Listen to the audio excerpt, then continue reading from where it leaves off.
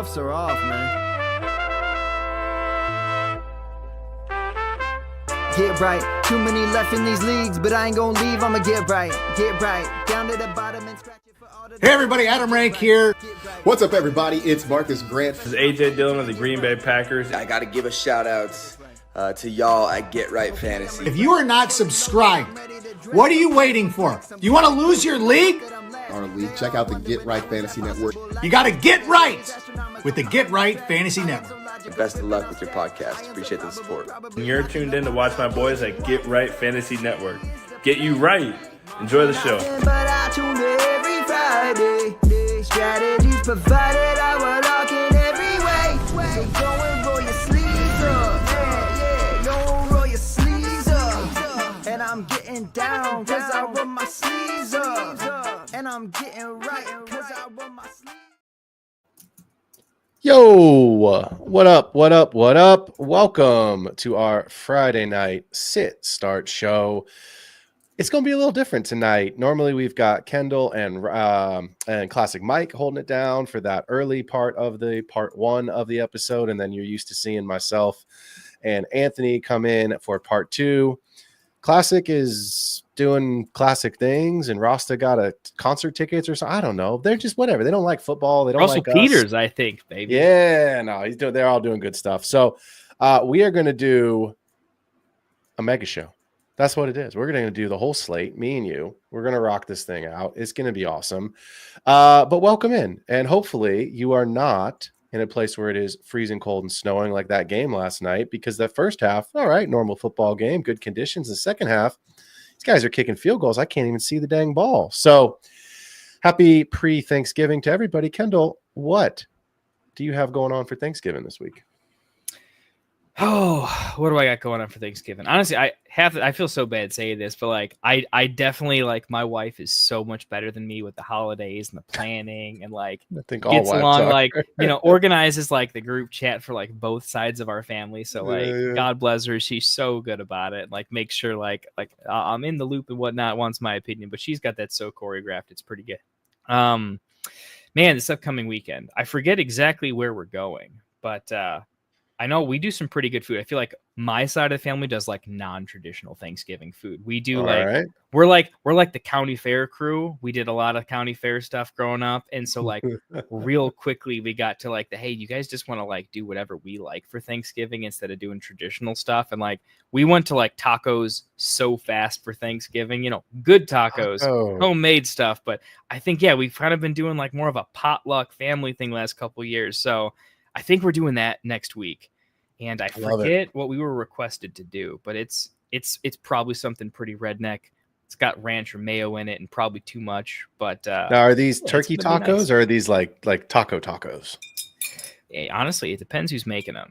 So like a little turkey there, a little cranberry sauce on the top. My mom's the turkey taco connoisseur. My wife is. She makes a mean fish taco. It is absolutely fantastic. Right. So I don't know. I'm more of the traditional one. So we'd have to see. I have no idea where it's going to go. I think we might be in charge of dessert. So this could be like a cinnamon empanada apple taco. Maybe we get crazy with it. I don't know. All right. Well, now I'm getting hungry, and we got a show to do, so we can't be talking about this all night. We got a 3-hour marathon. We might need Megala show too. It's the wrong time to get. Yeah, I know. We can't eat turkey. We fall asleep in the second half of the show here. So cheers. Yes. Well, I'm off to Chicago to go and visit my sister. My mom is flying in from DC. And we're going to be doing the turkey, and we're going to be doing the stuffing and all the sides and the fixins and the pies. And we're doing a very traditional Thanksgiving. And I am not going to be watching the Cowboys play the Giants in the middle of the day. I can promise you that game. No, I'm kidding. I will watch the Lions in the morning, and I will watch the Dolphins and the Packers at night. But boy, oh, but we're going to talk about this week first. We'll talk about next week. Let's talk about this week. So that's fair. Kendall, before we get started, as always, want to thank the sponsors over at Underdog. So, Kendall, if you would be so kind as to thank our sponsor and tell the folks what Underdog is all about.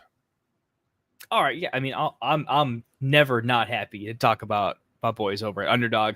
Like, the short side of this is also like me, Phil, all of Get Right. Like, we're Underdog nerds regardless. Before they were a sponsor, we spent and won a lot of money on the site already crushing best ball tournaments. So well before we were very fortunate enough for them to be a sponsor, like we were already a big fan. I think that's important for you guys to know, just throwing it out there. But simply put, it's the best and easiest play to play fantasy sports. Particularly, we enjoy their best ball tournaments and live stream a lot of them. So definitely pay attention to that. Best ball leagues, if you're not 100% sure, there where you can draft an entire team without a season-long commitment, no waivers, trades, no weekly setting of lineups.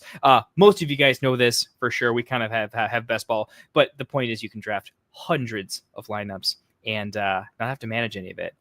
So all good stuff. Sign up now. Use our promo code GETRIGHT. Received a 50% deposit match up to $1,000, which is kind of crazy. Anyone who signed up previously knows that these are ridiculous promos. This used to be, I remember the days where this was a $200 match. We're up to $1,000 now. It is an awesome time. If you haven't taken the jump yet, you should get on Underdog. Also, we've got a special Jameis Winston pick. Super, super good. I've picked him up everywhere, so this is also pretty fun before we got this. But we have a special Jameis Winston pick 'em set plus or minus 0.5 total yards. So I think he's probably going to get there. So this is a full freebie. Get on our free pick and download the Underdog app as soon as you can. If you don't know how, message us. We'll get you on. We'll get you there. And hopefully you picked him up. Hopefully you got into your Underdog bonus yesterday because Jameis Winston obviously played last night. He did. I'm going to report the news, Kendall, is a big shocker. He did go the higher on the 0.5 passing yards. I was nervous, but we did win that one. I confirmed it. That was a winner last night. So I had some family sign up. I don't know about you, but I definitely did a little business with the family thing. I full shamelessly did some Underdog plugs on the family call. I'm like, if you're a sponsor, I want to get you on there, but also we're going to be watching some football. I know I'm the fantasy football guy in the family. Check this out. Did a full little Underdog thing, got them signed up, got them on the free bet, basically. All had a good time. I may have turned some of my family members into sports bettors and fantasy players, but I'm about it. I don't know about you, but like I did get my sister last year to place a couple of bets on some props that she doesn't want to do fantasy and keep up with it every week, but she was kind of looking at some of the season long stuff, and she knows football. My family's always known football, all sports, obviously. So my mom and sister can talk sports better than most quote unquote men. If you want to go with traditional roles in this country, they're dialed in. They know what's happening. So, nice. And I'm pleased to say she won a couple of those bets last year. I don't know. I'll find out this week when I go see her. If I actually didn't ask her if she's put anything down this season, but let's really just quickly talk about last night. Cause the first half was fine. Normal football game, typical AFC North game. And the second half was a blizzard whiteout snowball. So if you missed the game last night, here's the quick recap. The 2-8 Browns beat the division leading Steelers. It was a wild game with crazy turnovers. Myles Garrett is that dude. No questions asked. He is unbelievable. Caused a ton of problems for the Steelers. No injuries to report, thankfully. So that's really good. The challenging thing, I think, if you watched the game last night, was Cedric Tillman didn't look good. And that's, I think, something that you need to start to think about as we get into this Thanksgiving, this kind of short week with a couple Thursday night games. And then obviously the mini slate that you'll have just means less players available for Sunday. So Tillman didn't look great, and Njoku dropped an easy touchdown, but then made a ridiculous catch on a 2-point conversion that should have gone the opposite way. He should have caught the wide open touchdown and dropped the 2-point conversion, but that was not a great night for him. Jordan Akins seems to be more involved than maybe we want. But if you are a Russell Wilson owner and got a little nervous that Justin Fields came in, look, it's because that's the way the game was going. They were losing the game. You couldn't really get great footing. And obviously the snow made it difficult for the pass catchers. So they needed Fields to run the ball a bit more. Don't lose faith. If you're the Russell Wilson owner, that it's going to be a split. It's not. Justin Fields, I think, played like 6 snaps or 7 snaps. So, but yeah, I mean, like I said, you just kind of take the snow and throw the second half sort of out the window. And the result was, I don't think anybody expected that. But as we get into this week's slate, we are in the Binado, the Bipocalypse, the Bi-Mageddon. I don't know if there's any other puns, but those are 3, I think, is more than enough. But look, guys, we've got the Bills, Falcons, Bengals, Jaguars, Jets, and Saints out on bye, which means you are missing Josh Allen, Captain Kirk, Joe Burrow, Kamara, Bijan, Brees. I mean, you guys know the players. No Jamar Chase this week. No T. Higgins this week, right? It's a lot. It's a lot of no Garrett Wilson. Like offenses with like 3 to 4 pieces, right? I think 3 or 4 of these offenses are like you kind of start everybody. It's a big one. It's fantasy relevant players, and it's unfortunately with the way that people drafted, you might have Bijan and T. Higgins, right? You might be down one of each of those kinds of guys. You might have Jamar Chase and James Cook. So Kendall and I are going to do our best tonight to give you guys some names that we're not normally thinking about, especially at the running back position that we need to think about because of how many players are out this week and just because of injury. So why don't we start here at the top, Kendall? Let's go ahead. The Chiefs game here. The 9-1 Kansas City Chiefs will travel to the 3-7 Panthers. And I think we probably would all say that this is a game that we expect the Chiefs to win. But from a fantasy perspective, Isaiah Pacheco is already ruled out. I didn't really expect him to come back, especially not in this game. So not a big deal because he has been practicing. And this, of course, is a game I think that the Chiefs will win long ways. It's not possible, I don't think, for the Panthers to win this game. But Jonathan Brooks is available. He'll be behind Chuba, of course. So let's start on the Chiefs side of the ball because it's pretty easy. You're starting Mahomes. You're starting Travis Kelce. You're starting Kareem Hunt, at least for one more week. Let's talk about the receivers. Kendall, how do we feel about D-Hop? How do we feel about Nuke? And how do we feel about Xavier Worthy this week against the Panthers? So I have them as starts, not must starts. They grade out as kind of like flex-worthy plays. D-Hop mostly because his role is solid. It's in its position where I think their offense should function fine, and I think he's got a good role in that offense, right? So he's involved. He's looking a little more. He's less projectable than when he first came on the scene, right? Yep. But I still think this is a pretty strong spot for him. So he's nearly a must start for me. I think in most worlds he's going to get 7-8 targets and do reasonable enough with them.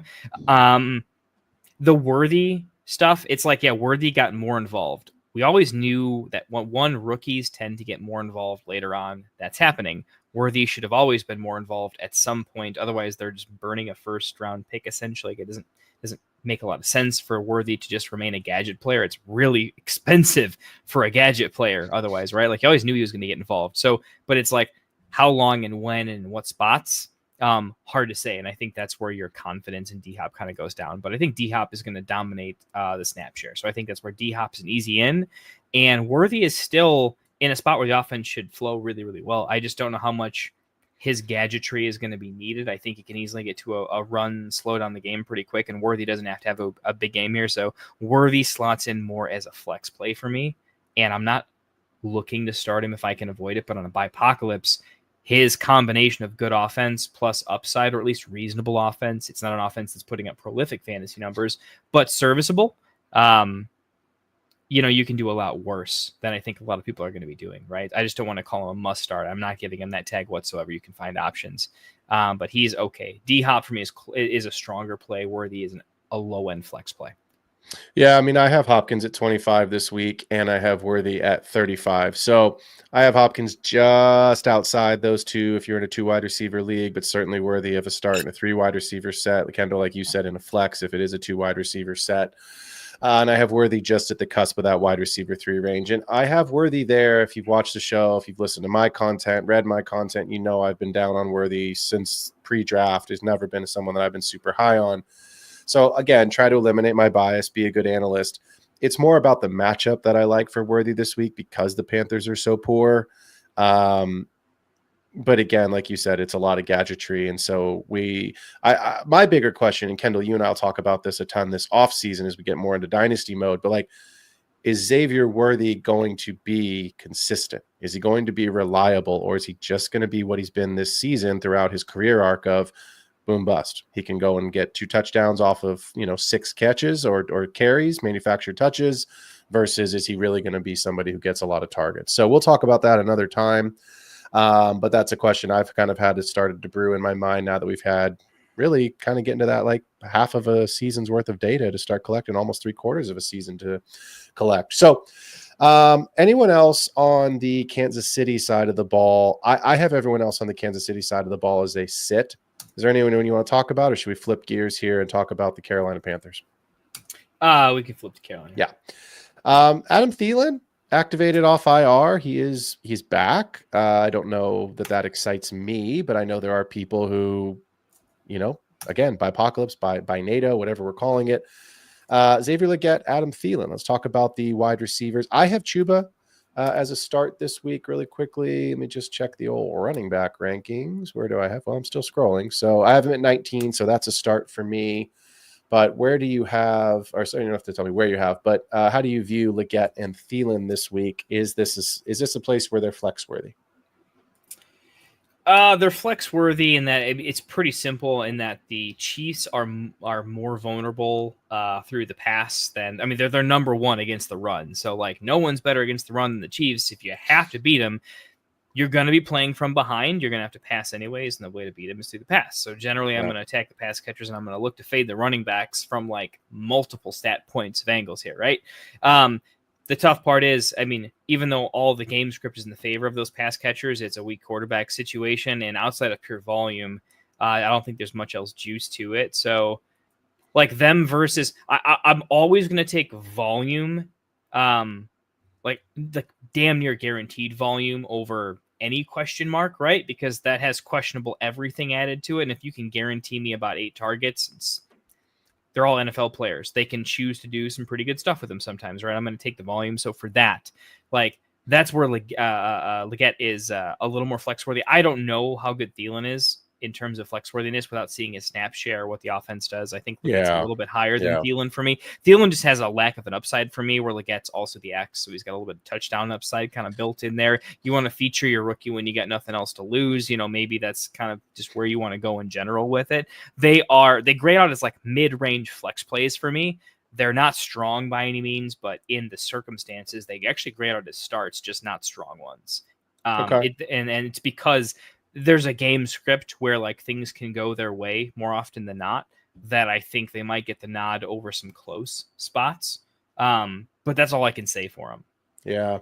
I mean, I have Legette higher than Thielen. I have Legette at 43, and I'm still scrolling, 59 for Thielen. So I'm personally not starting either one. I'm not going to flex either one. I don't like the matchup. I don't like Bryce Young. I just don't see a way where the Panthers can keep up. And it's not even about keeping up. And when they do, it's still the running game, right? Like the way they keep up is that even though the Chiefs are number one, like Chuba's really good. What I'm curious about, the big question that I have in this game is the same question that 80 million people in this country, however many millions of people that play fantasy football have, is what is Brooks going to look like? Like, what is his and I'm not necessarily worried about his snap share, because I don't expect it to be very high the first week. Like, is he like, and again, you just mentioned it, like the Kansas City run defense, Chris Jones is a game record. Kansas City's run defense is awesome. So my question is just like, what does he look like? I'm not worried about his snap share. I'm not worried about his involvement. I'm not starting him this week unless you're just, can you even trust what you see? Like, what if you see really good or really bad?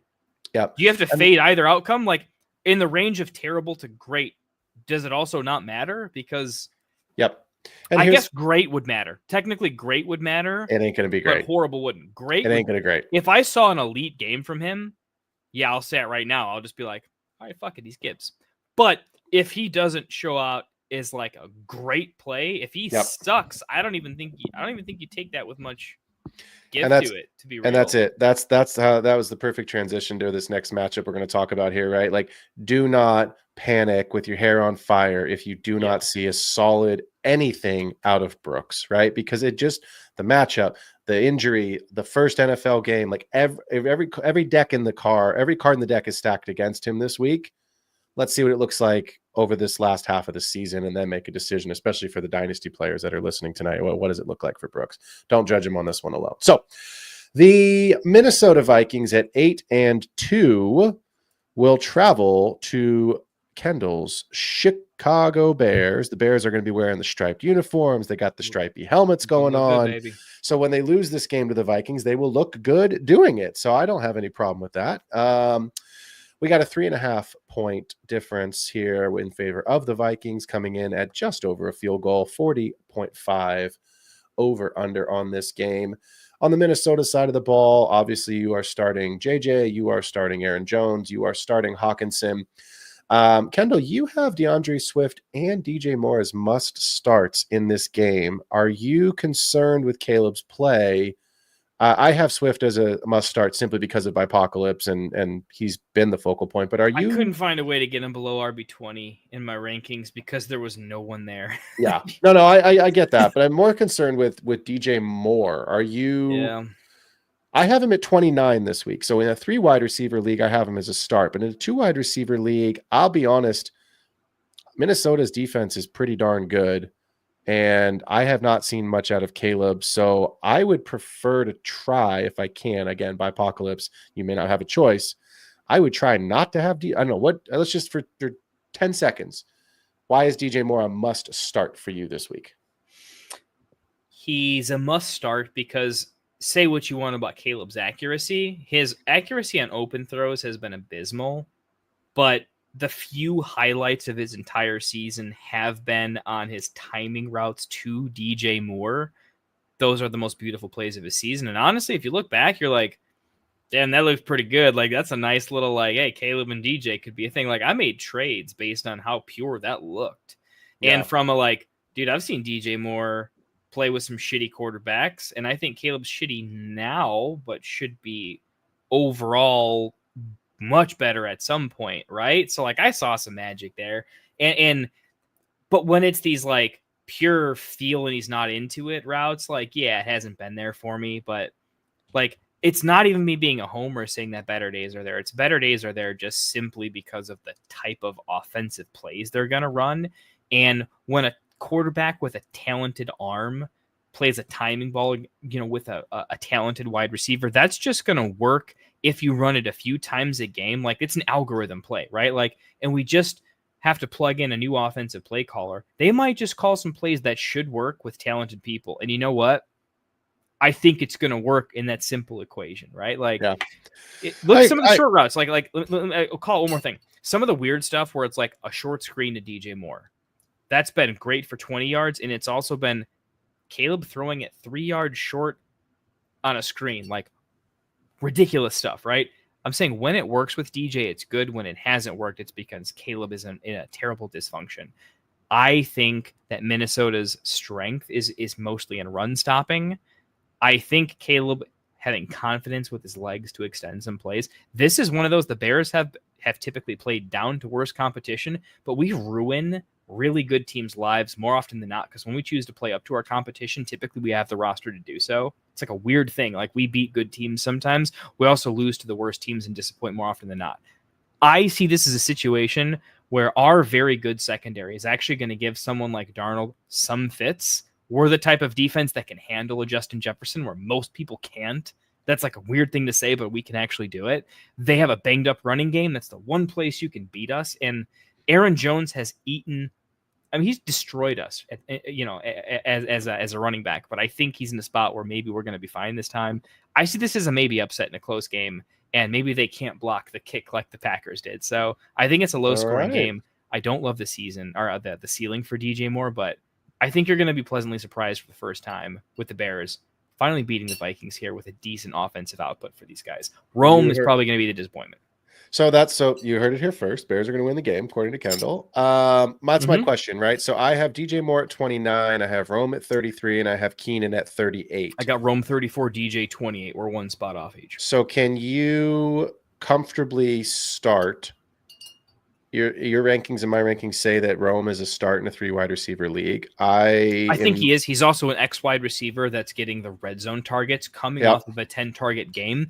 He is ranked at a certain. You ever like ranking versus projectables? Sometimes if I'm looking at rankings, someone's projectables have a range of outcomes that's just much juicier. Rome's a 34 for me too, but he's a juicy 34 in terms of the rankings. To me, it's like, I think Keenan, like, again, we talk about this with offenses with lots of pieces all the time, right? We talked about it for a long time when Mixon was there with the Bengals, with Higgins, with Chase, with Mick. Like, someone has to, and it's the Lions, right? We talk about the Lions every week. Not all of these players who are fantasy worthy, who are drafted on your fantasy teams, are going to have a great week. It's not possible. Someone has to fail, right? So to me, it's like, I think that's Keenan again this week. I'm going to fade Keenan. I'm starting Rome in 3 wide receiver leagues because I again agree with you. I think he has more upside. But that's it. Like, I'm not going to be going to play the tight end like Cole Kmet. I'm not playing Cole Kmet, even though tight ends are, I just don't see this as a game with this Vikings defense where 3 of these players have big relevant fantasy days. I think if anyone's going to have a fantasy relevant day, it's going to be 2 guys, and we don't know. I mean, if we knew which 2 it was, we would tell you, play these 2 players and you're going to get the points. The reality is we just don't know. But I'm taking I'm taking my best educated guess that it's going to be Rome. I'm starting Swift for obvious reasons with Bipocalypse and as just being a running back. And I'm going to fade Keenan. And if I have DJ Moore, which I personally don't in my portfolio, but I know a lot of people that do, I would take the upside of DJ Moore and Rome over Keenan. So let's talk about Jordan Addison real quick. Oh, sorry. Trey Gardner, quick question from Trey. Kendall, if you want to read that out for us. A buddy of mine, rare occasion where obviously longtime listener, fan of the show, actually occasionally sometimes a client of mine in real life, which is super rare, but super awesome. What up, Trey? Way to be. If you're a fan of diesel engines, Trey works for Cummins. Super sweet company. Let's go. Hey guys, a long-time listener, first-time commenter, our boy Trey Gardner. Rome seems to be a buy low. I wanted to pop this one up here because, Phil, me and you don't normally do a Friday show, but me and you are sort of the de facto dynasty degens of the group, and Trey's got a dynasty question here. So I thought I never get a chance to pick your brain on dynasty as much as I normally do. What do you see with Rome in his dynasty window?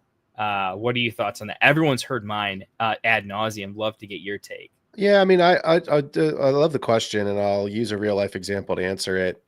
Kendall, you know this because I threw it in the group chat early, I think on Monday this week. But I got an offer this week. I've been trying to trade for Zay Flowers for more like rest of season in my dynasty leagues to try to just push myself kind of into that. I'm in the playoffs in almost all my dynasty leagues, and the ones I'm not, I'm trading for picks, right? But for the ones where I'm going to make the playoffs, like I need something. I'm trying to upgrade kind of that wide receiver 2, wide receiver 3, and trying to get Zay. And I got a counter offer. I don't remember what I sent, but I got the counter offer of Jalen Polk plus Rome for Flowers.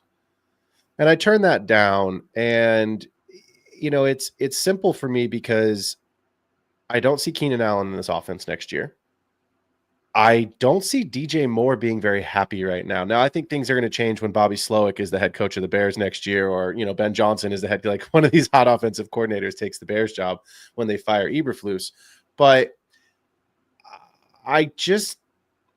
it's hard for me because of the talent of Rome to say that this season is his career arc. I don't believe that.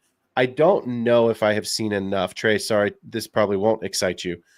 I don't know if I have seen enough from Rome this year to predict a year 2 breakout, right? We always talk about that year 2 breakout. This is when guys are going to really take that next step. And we've seen it from a lot of players, right? There's only one Jordan Addison. Sorry, I'm looking at our show sheet. There's only one Jamar Chase. There's only one Justin Jefferson. And there's a reason why those guys came onto the scene as rookies, did what they did, frickin' crushed it, and then they've just been great ever since. But most receivers, Marvin Harrison Jr. included in this conversation, neighbors, they take a year or 2 to develop before they really grow into that, kind of outlook. Look at what Drake London has done. Drake London never had a quarterback. Everyone was, is he a bust? Is he not going to be very good? All of a sudden, Kirk Cousins comes to town. He's wide receiver 5 on the season. Like, I know it's not a year 2 breakout, but this is my point, is it takes a little time. So I'm still holding Rome unless you can trade very high on him, find someone that's just willing to overpay. But for right now, I think year 2, year 3, it's going to depend on 3 things. Number 1, what is the quality of Caleb? Does he develop into the quarterback we think he's going to be? Number 2, who is the head coach and offensive coordinator? Number 3, what is Rome's talent going to be like? So those are the 3 things that I'm looking at to kind of figure out, is Rome really going to be, quote unquote, that dude? I still believe he is going to be a very serviceable weekly wide receiver 2 that you can plug and play in your lineup and feel very confident in. We just haven't seen that yet from a consistency perspective. And I think we'll get there. So let's move on, because this next game is not going to take very long. The 2-8 Tennessee Titans will travel to Houston to take on the 7-4 Texans, where the Texans are 8.5-point favorites. 41.5 over under in this game. Tony Pollard is going to be a must start for the Titans simply because of what we're dealing with. I think you can pretty much assume any running back we talk about as a must start is there this week because of Bipocalypse. I think Calvin Ridley is in there for you just because he's the only guy in town. Pure volume, 12 Pure targets volume. is almost guaranteed. And on the Houston side of the ball, obviously you're starting Mixon, you're obviously starting Nico, and I think you can start Tank. I know we've had some questions in our group chat, JSN, Debo, Tank, like some of those names have been thrown around. Obviously, we'll get to the Niners and the news about Brock Purdy. But let's talk about CJ Stroud really quickly because Rasta and I have talked about it ad nauseum. Stroud has not been good without Nico. He hasn't. He just hasn't looked like the rookie of the year that we saw. And in this game at home, over a touchdown favorite, where do you see, and where, if you have your rankings, Kendall, where do you have Stroud this week? He's pretty buried for me. I don't love the matchup. It's mostly Tennessee's inability to produce points that I think lends itself to an outcome of extremely low over-unders.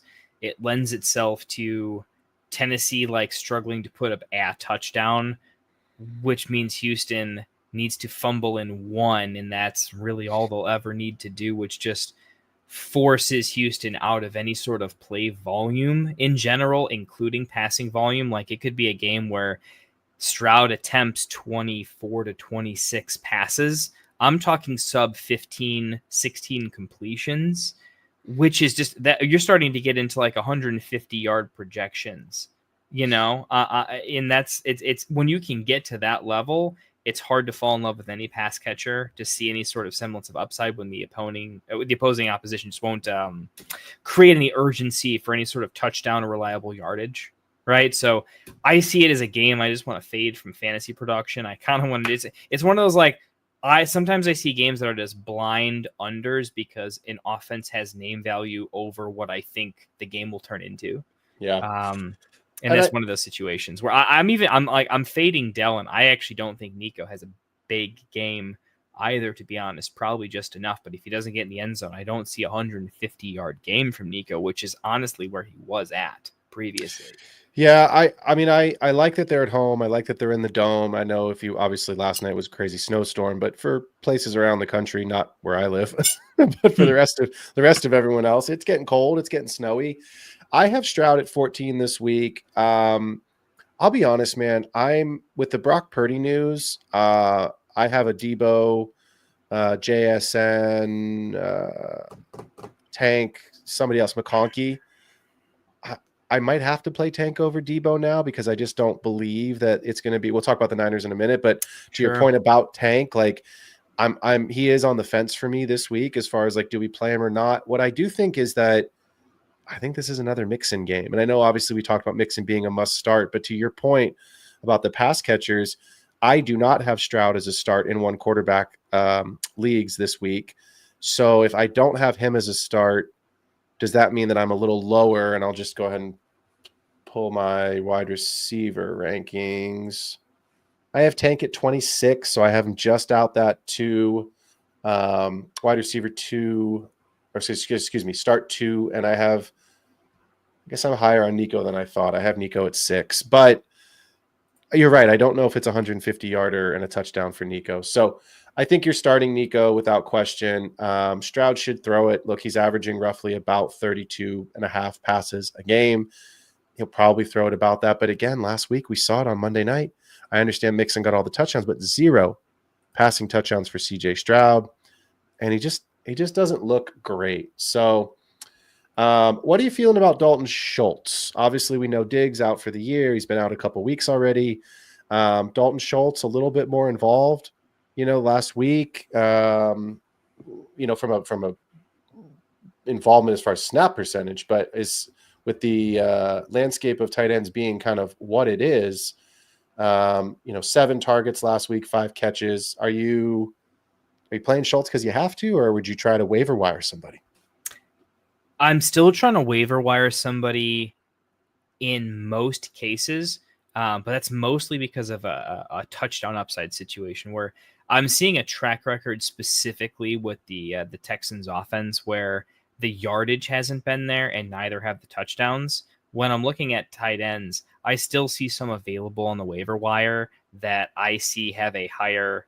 Take Hunter Henry, for example, right? It's being practical. Yeah. Right? Hunter Henry has a really nice red zone target percentage. He's got consistent 8-9 target games. When the offense is doing offense things and when the offense tends to need to do offense things, I want a tight end that can check some of those boxes, right? Like that's how you find these games out of nowhere at a position that just don't materialize, right? That's one of my things I'm looking for. Like find me multiple outcomes, right? That are tangible that lead to this player being meaningful in a lot of spots where they can be projectable, right? Not just some kind of random, like super theoretical piece of nonsense, right? And I think Schultz is like, well, 7 targets, 5 catches, like surely that should mean something. Like, no, it hasn't ever in this offense. The touchdowns are not there. These are not red zone looks ever. These are not 10 zone looks. They're not green zone looks. They're the least valuable 7 targets I've ever seen in my entire life with 0 yak potential. So like you're killing me. Like give me Jonnu because of some yak potential in some red zone. Give me Henry for 9 targets and 3 of them might be red zone, right? So this is where like guys, tight end targets are not made equal because the tight end position is god awful, right? But if you want to hear me, you want to win some fantasy leagues on some advice, right? The idea here is when you're picking a tight end and they all project like absolute shit, right? Find winning paths, right? And have looked at the season and the history and the flow of the offense to find that for you, right? That's why Jonnu went from like not a thing to me to like, look, those were multiple red zone looks the other week. You don't look at a guy in the red zone multiple times unless you plan on also doing it again multiple times. Like you don't lose trust in a multiple red zone looked player overnight. Well, that doesn't happen, right? Standing wide open at the 40-yard line helps a little bit too.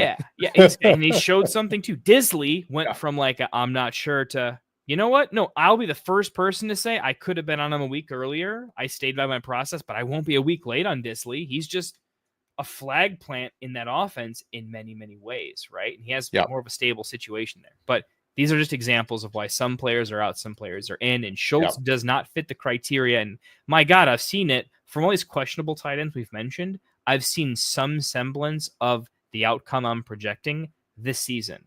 If you're projecting Schultz better than any of the players I mentioned, you have not seen it yet. So you're taking a bigger leap of faith. Yep, I'm with you. I'm not playing Schultz. I'm not playing Westbrook-Akine. I'm not playing Mechie. So I'll be honest, this game is very straightforward. If you have Pollard, you're playing him. If you got Mixon, Nico, or Tank, you're playing him. That's it.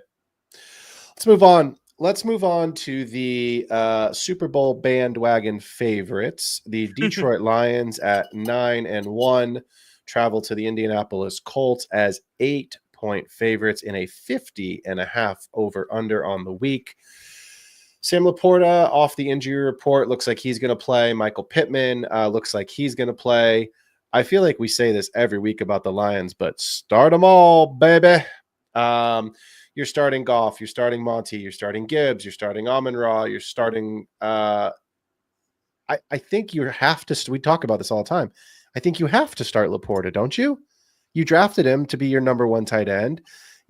I know it, you and I talked about it 100 times. There are 2 instances in the offseason where you're not. There's 2 instances. One of them is not a thing this week. You will start K-Dot over him because too damn hot. Too damn hot. No other options. Hotton. The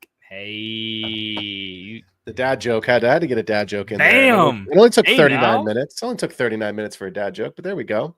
I think we extra drink tonight, baby. I think we just lost like 6 I think we just got 6 unsubscribes because of that. Immediately like, nope, goodbye. Fuck that. It would feel so good though. Like you would know you've made it as a dad if you can lose 6 subscriptions in 1 joke alone. That'd be great. That's dad power right there. Let's go.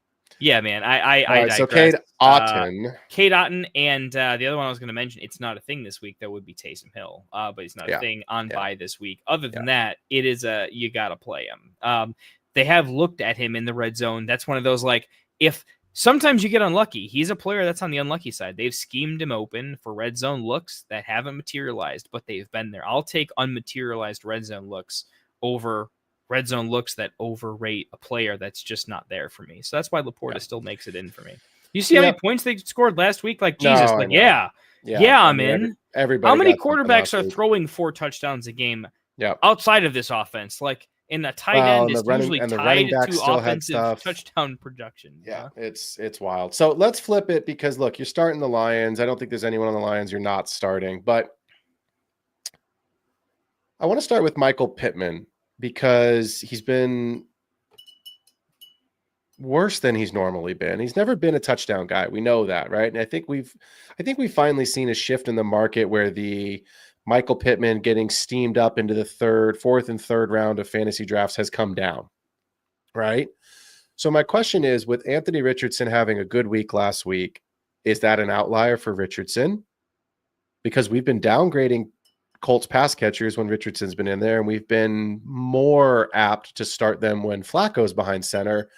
I personally have Pittman at 37, so I have him just outside of a start this week in 3 wide receiver leagues. But at 37 in a 2 wide receiver league, especially in a PPR format, that means I have him as a flex consideration. So we're going to spend a couple minutes on A-Rich in a minute, but let's start with Pittman. Are you comfortable starting him in a 3 wide receiver league this week? No, I don't want to. Yeah. It's the Bipocalypse. There are rosters. I'll be the first person to admit I have to play him in some rosters. I do, but it's only the rosters where I'm RB heavy in a 3 wide receiver league. That's the only reason I'm starting Pittman in those leagues. That's real talk, real life. That's why he's in there. Tank Dell, I don't love, but I'm starting him over Pittman. Pittman is such a low end flex play for me where there's just no upside. I like A-Rich a little more as a start. I mean, he has upside in the areas where I think he does not. His upside can just be his rushing production and his touchdowns in the red zone, but he can drag everyone else like fully down with him in a hyperbolic way. And I just don't think Pittman's there. And I think he's also just like he's just kind of playing injured and not 100%. Like maybe I'm crazy, but it's the NFL. 98% is just not good enough in fantasy. Like we don't start wide receiver 3s in fantasy last time I checked, right? Like we only start the best on each offense. We just don't start everybody. Like we don't all play and start 14 leagues, right? It's the nature of fantasy. And Pittman's kind of hurt. He's kind of injured. He kind of needs surgery. The season's kind of lost. Like, you think he's randomly going to get better this season? Randomly show you a good game out of nowhere? Like that's nowhere in the state of outcomes. And for me, most of my days on fantasy, I'm trying to pick between like guys I already think have a chance at having a good game, and from there I'm trying to deduce it. If my like ceiling is like I hate this, I understand it's a Bipocalypse, but I'll find something else to like. That's my point with Pittman. Find another way, is my opinion. Yeah, I'm out on Pittman this week. That's why I have him at 37. I get it. Some people might be forced to play him, but I think it's JT and it's Downs. I have Anthony Richardson at 13. The one thing I will say is this. There is still no Aiden Hutchinson, so that does give me a little bit of hope that when, not if, but when the Colts are losing this game and they need to catch up, maybe Richardson scrambles for 5 to 7 yards in the red zone and gets you an extra touchdown. Like you said, his rushing upside is what gives him that ceiling. Yeah. But I just don't. It needs to be a 1 touchdown game though. Like I think the challenge is like A-Rich loses a lot of value, and if it's not a 2 going to touchdown be. game. I think if Goff kills it, like that's where like Downs. That's the only chat Pittman has, right? It's a 2 touchdown game and a bunch of people get 40-yard catches. But I think most of the time, like you need it to be a 1 touchdown game, and Downs has a big one. All right, let's move on. Let's go to Miami, where it's nice and warm. This is a fun one, right? The New England Patriots, 3-8, will travel to the Miami Dolphins at 4-6 in a divisional matchup. Dolphins coming into this one 7.5-point home favorites, 45.5 on the total for the over/under.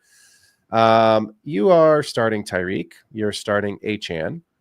I I think Jonnu's a must start this week. I don't think we need to talk about him. We just kind of did a little bit earlier. So I think he's a must start this week. I'm just checking my own rankings. I thought I had him at 8. I have him at 8. There you go. So he's a start for me. But let's talk about Jalen Waddle. Let's start there because I think it was 2 or 3 weeks ago. Waddle was 1 catch for -4 yards, a fumble, and a touchdown, right? Like, I mean, like it was the most ridiculous stat line in the world. So where are you with Waddle this week? Is he a startable player? Is he a flex player? Because the consistency's been and the volume has been atrocious. No, he's not. He's outside of my flex range. Look, in a lot of calculators and maybe even my rankings, he's the type of player that will creep into like 36 to 44 territory, but he's the least startable player in that range. Okay, like he's impossible to start there because here's the thing, like the offense does not make sense for him. Okay, Tua is taking low ADOT, high percentage, scared, gutless football stuff where HN in an unwinnable game, I guess, gets like 8 targets. Like they're not playing with the same type of playbook they would if the season mattered. Maybe they can ease themselves into it, and I hope they do because God, they need to. But if they don't, it's not conducive to these sort of like routes where Waddle has the chance to yak and break away. It's just not that stuff's only going to Tyreek. Waddle as like a pure second read and what he's being in those outlets, it's just not good enough for his production. And the offense is doing this like slow, methodical, slow the game down thing that it doesn't even present with a lot of upside in many cases. So like, I'm just not there. Waddle firmly falls into the like, fine, he blows up, I'll gladly be wrong. But like up until now, I've been on the offense fundamentally looks a certain way. I think that's a stickier statistic than individual player statistics. Yeah. That's my theory, right? When an offense looks like shit, it takes more than a random game for them to not look like shit to a certain degree. And that's why these players aren't going to rebound out of nowhere. And so Waddle's off my board. Yeah, I have Waddle at 30. I have him kind of sandwiched in between those Bears we talked about earlier. I had him just a couple spots ahead of Jerry Jeudy, who had a big night last night. But we don't get this thing perfect every week, right? Like we don't have a crystal ball. But again, I think Waddle is not someone that I'm even going to flex this week. The Patriots are still a team that takes away what you do best, and they've shown this season that they've held high-scoring offenses to lower point projection totals than they should have. You're running the Patriots at this point. It's where you run. And like Mostert might even have a decent game. Achane should run all over him. I don't see a world where they need to pass the ball 30 times. So I don't either. So let's flip to the other side of the ball. I have Hunter Henry as a must start, and I think you have to start Stevenson just because, again, we've said it every time, like the landscape says you have to. The Dolphins defense isn't good, so I think you can start him and hopefully he falls in the end zone. But I do want to talk about Drake May for a minute because he's been good on a bad team. He's been serviceable. So where are you with Drake May this week? He's so close to being a low-end QB1.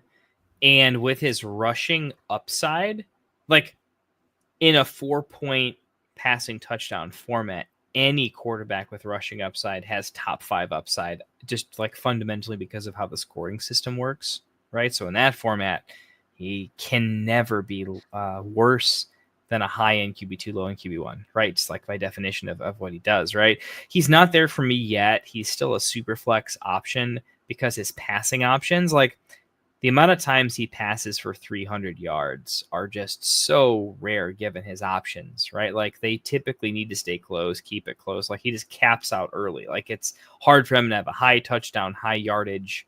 It's just not how that offense wants to play. If that offense is working, you're telling me that the thing that was working was, man, they're just passing 14 yards every play. Like, no, that's not how the Patriots offense works. Right. If that offense ever works, it's because Stevenson is averaging 5.6 a carry. And they get a bunch of first downs through 6-yard passes. not through 16-yard passes, right? So that high-end range doesn't really exist, even though Drake May brings an element that does lead to first downs, moving the chains, longer drives. Maybe their over-under all of a sudden isn't in the mid-30s like it was all of last year, if you can remember how disgusting those over-unders were, right? Yeah. Like, they're not that bad, right? Their offense can do things. The over-under here is what, like 45.5, I think I heard you say, right? That's not necessarily a Patriot score, right? So he's bringing some life there. There's some things happening. There's a reason that we're mentioning Drake May and not a wide receiver, right? That's my point. Yeah. So I have him at 14 this week, 15 this week. So just outside of my single quarterback startable. But let me ask you, because you mentioned Superflex.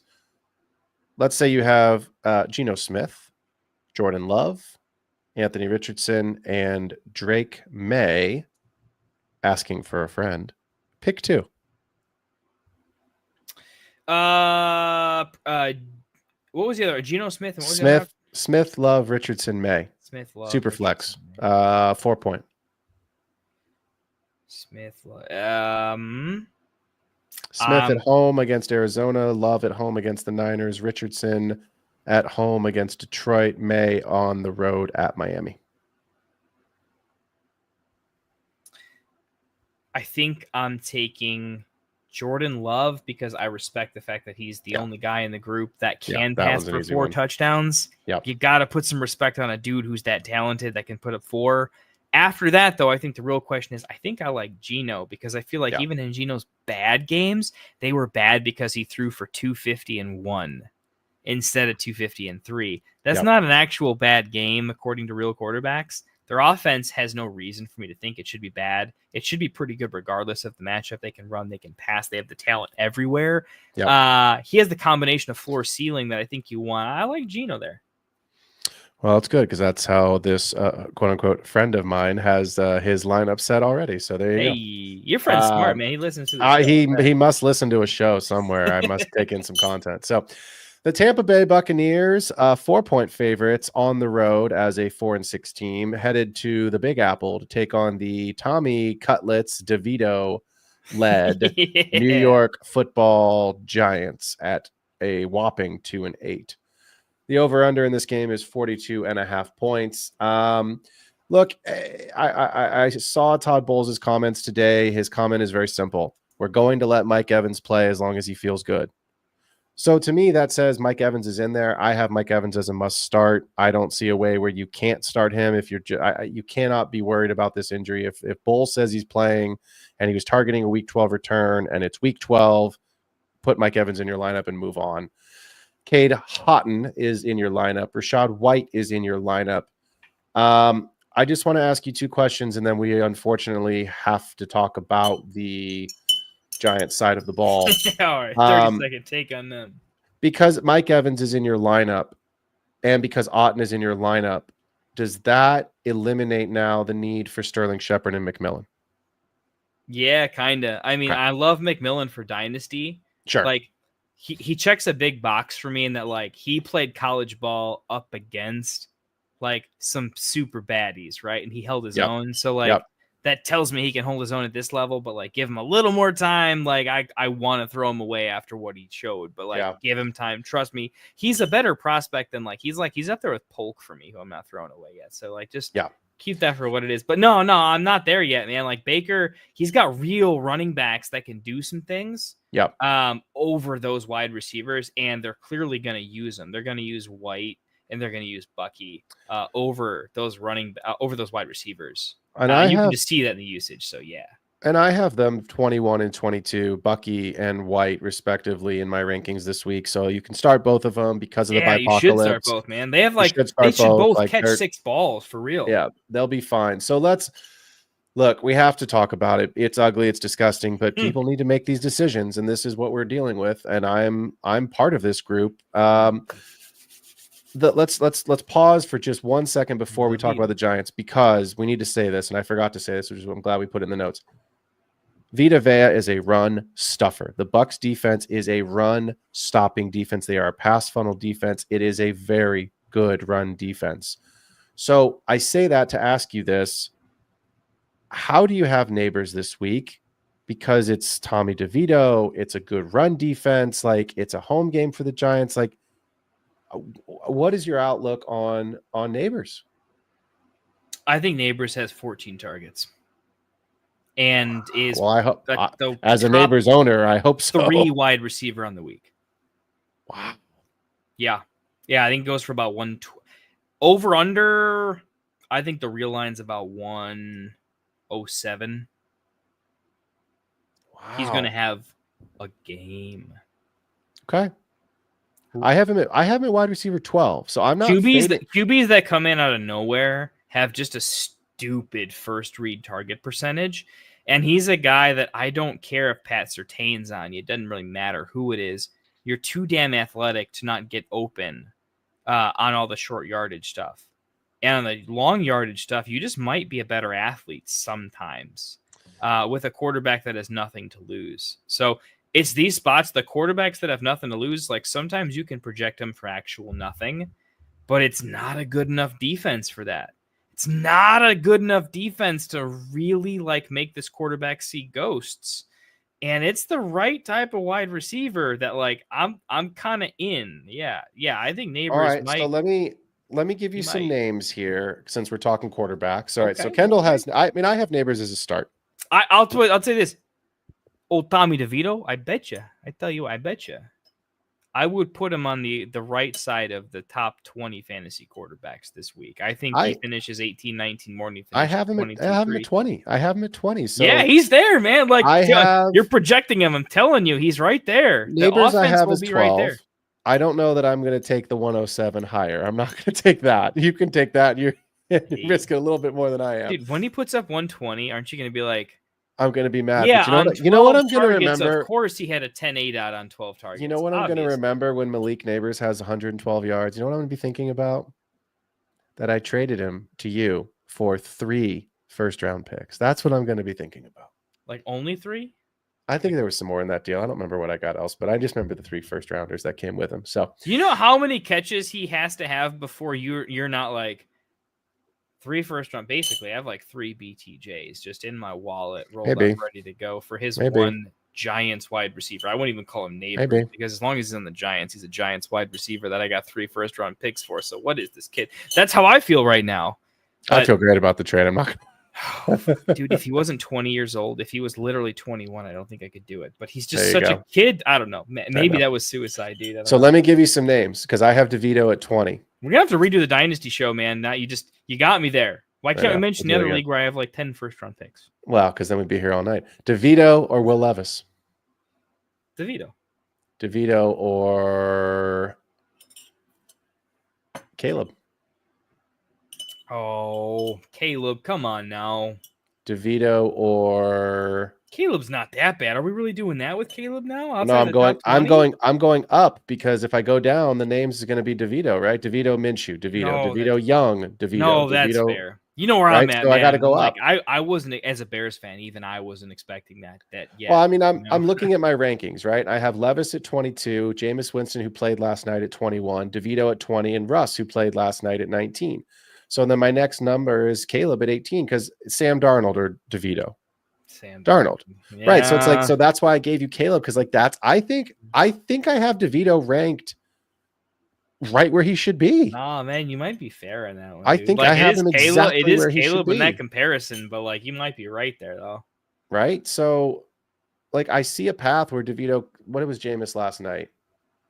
I don't remember. I can look it up real quick. It wasn't great. It wasn't well, but that game environment was crazy. So Jameis, I'm saying his game environment is going to hurt his QB ranking, if that makes sense. You know what I mean? It's not. Yeah, if it doesn't snow, it doesn't snow, it would have been fine. 18 for 27, 219, no touchdowns. Okay. Yeah. All right.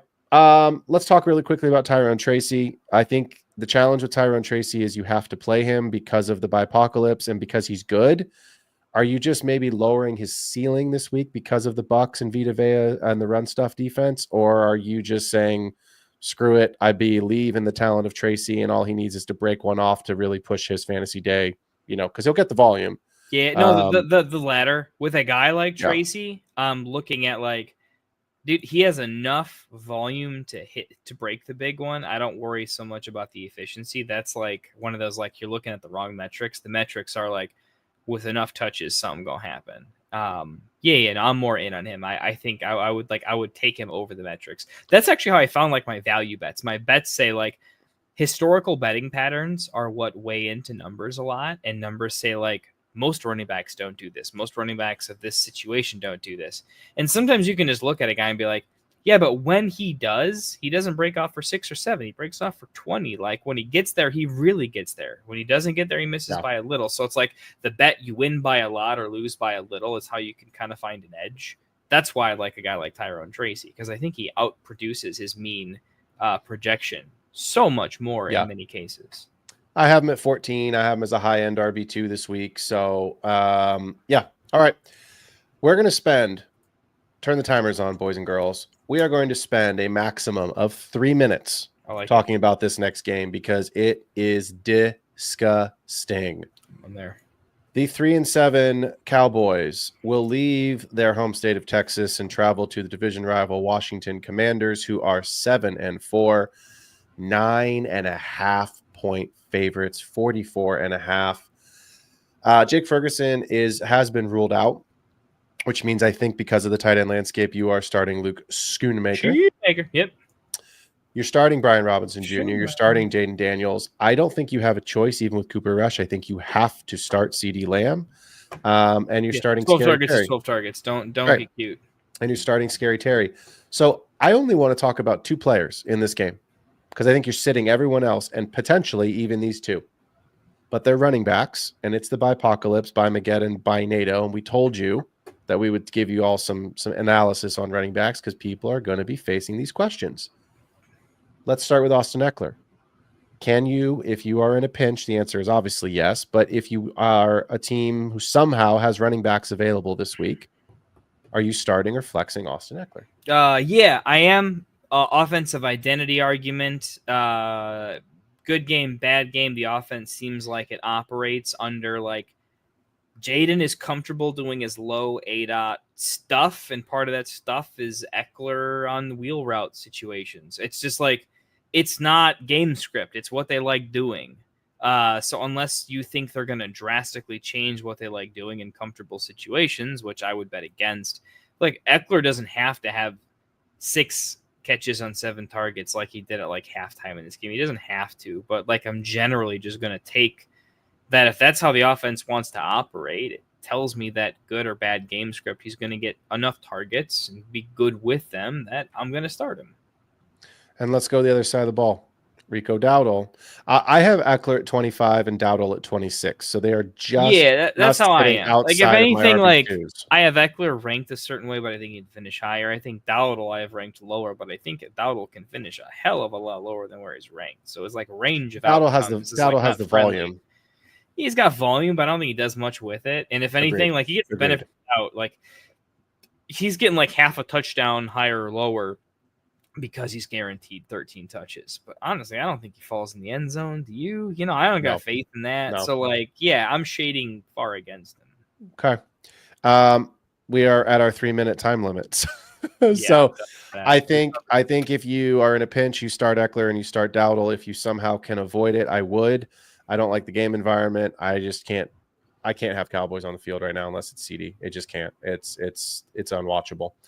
The Denver Broncos at 6-5, who have been, I think, the most improved football team this season, are traveling to Las Vegas to take on the Raiders divisional matchup, the 2-8 Raiders. Broncos are 4.5 point favorites in this game. I think you're starting Nix. You're starting Nix.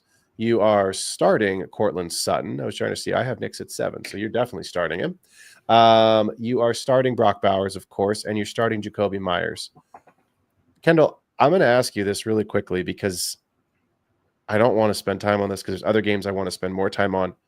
Is there anybody outside of those 4 players that we even need to talk about? The running backs in Denver, right? That's who we have to talk about for a couple of minutes.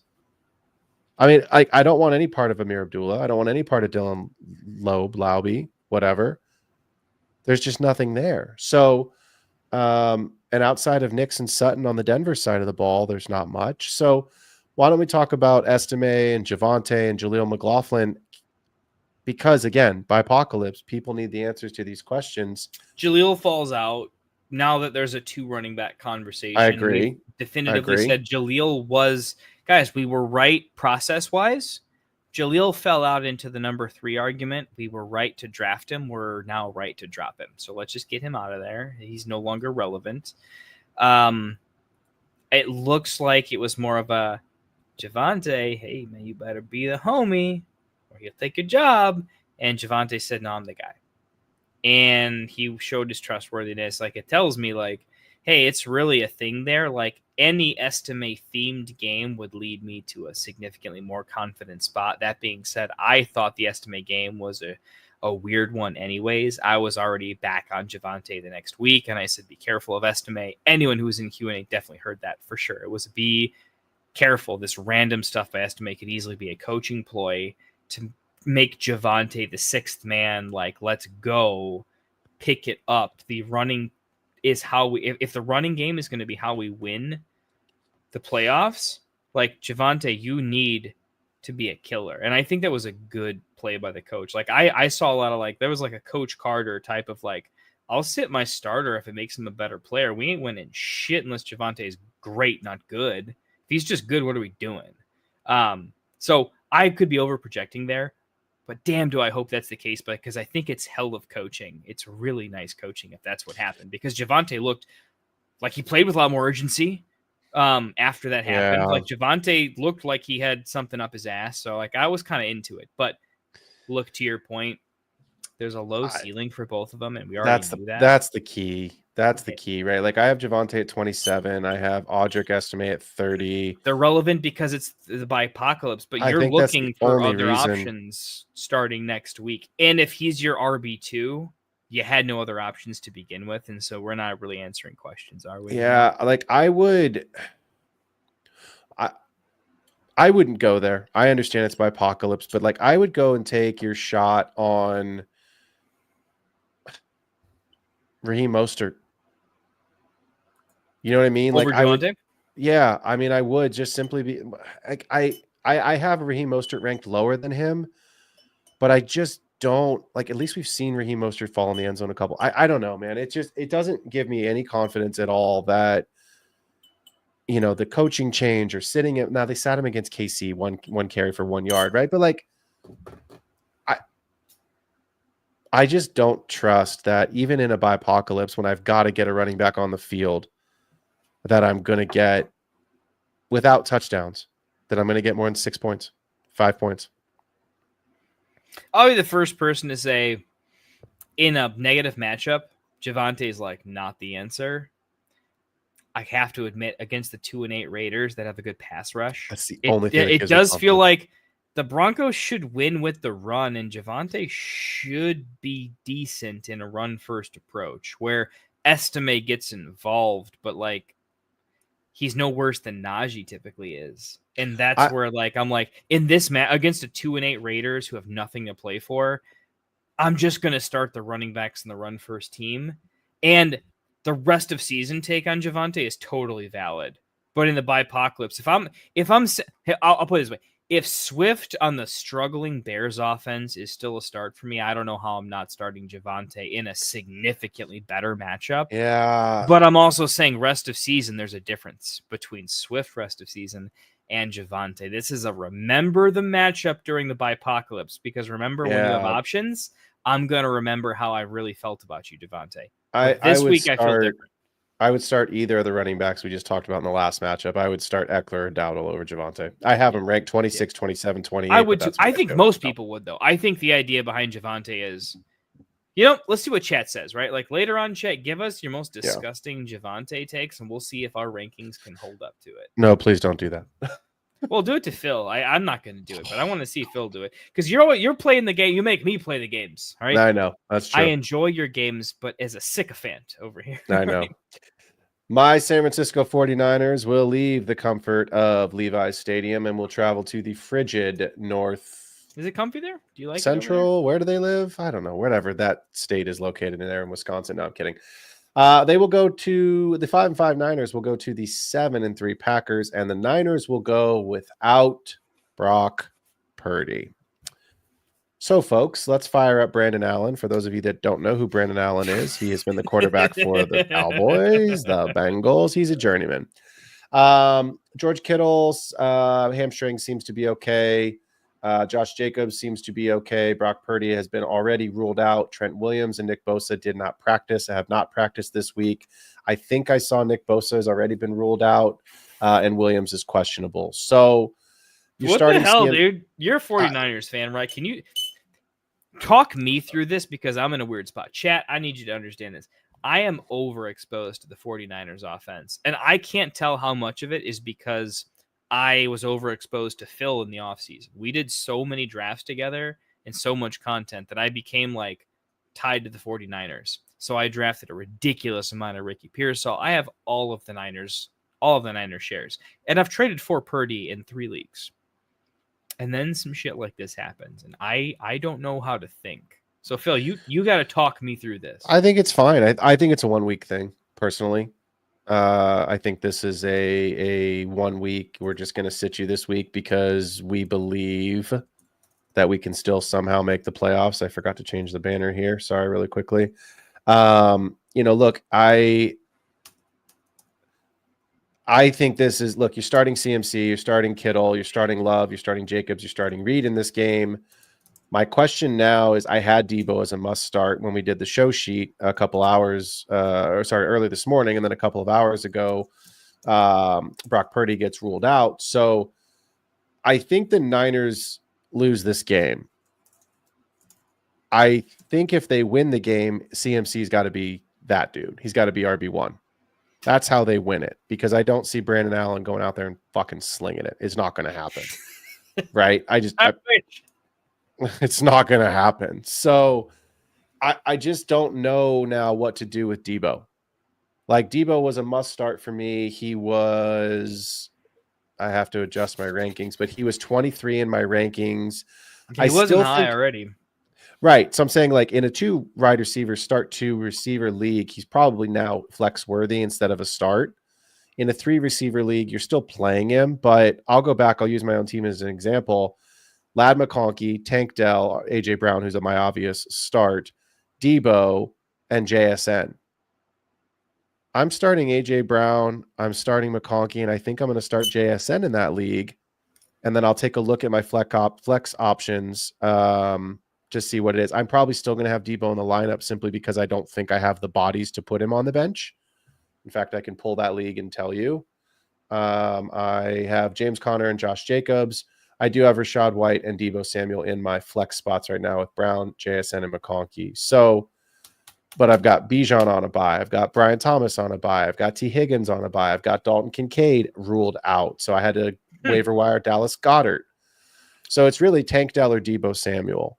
I would play Debo over Tank because, again, with Brandon Allen, Debo could get some carries in the backfield. McCaffrey's not fully healthy. Allen could throw some short targets, but I think this means that anybody not named McCaffrey, Kittle, I mean, I know people want to start Juwan Jennings. I don't see how you can with I almost called him Braylon Allen. Man, that's probably your biggest Brandon Allen there. Man, all the people who traded for Juwan Jennings as like a league-winning savior are like, oh Jesus, oops, that might not be the case no more. I pulled an offer today as soon as I saw that. I had a dynasty offer out for Jennings. Is that exact reason? Rest of season, I was like, I'll go give a late second. I'm already in the playoffs anyway. Like, it'll be a late set. Could be the 112, 111, right? Or sorry, 212, 211. And I went to go see it. I was like, please tell me this guy didn't accept it. And as soon as I saw the news on Purdy, I was like, nope, give me that offer. Keep my second. So yeah, it's close, right? Like, I'm happy to do it otherwise. You know what I'm saying? Like, I'm not even mad about it, right? But yeah, I think that Debo's still flex worthy this week. I would flex him. I think the bigger question is going to be around Trent Williams. If Trent is out this week, does that, again, I hate doing this, but like, I don't know that we're going to win the game. I'm having a hard time now with these injuries and with no quarterback seeing a path. You guys are getting pretty banged up. If we were playing, no offense, But like if we were playing the Panthers, sure. The Raiders, sure. No problem. The Dolphins, the Titans, sure. But you're playing the Packers. You're playing a team that is going to be there in the playoffs. And that's, yeah. So, all right. Is there anyone else you want to talk about, or can we move on to the other half of my division here? The Arizona Cardinals are going to go to Seattle. Let's go. And they're going to tie. They're going to tie the game. Because the I bet you'd love that. Because then I would love that. I would love that's what's going to happen. The game will end in a tie. It will be the first tie in this regular NFL season here in 2024. Man. Field goal kicking will keeping on.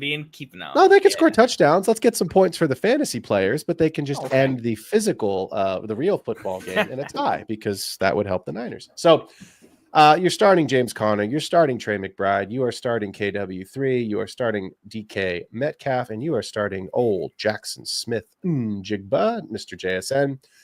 Let's talk about some quarterbacks, Kendall. Let's talk about the shorter of the two quarterbacks.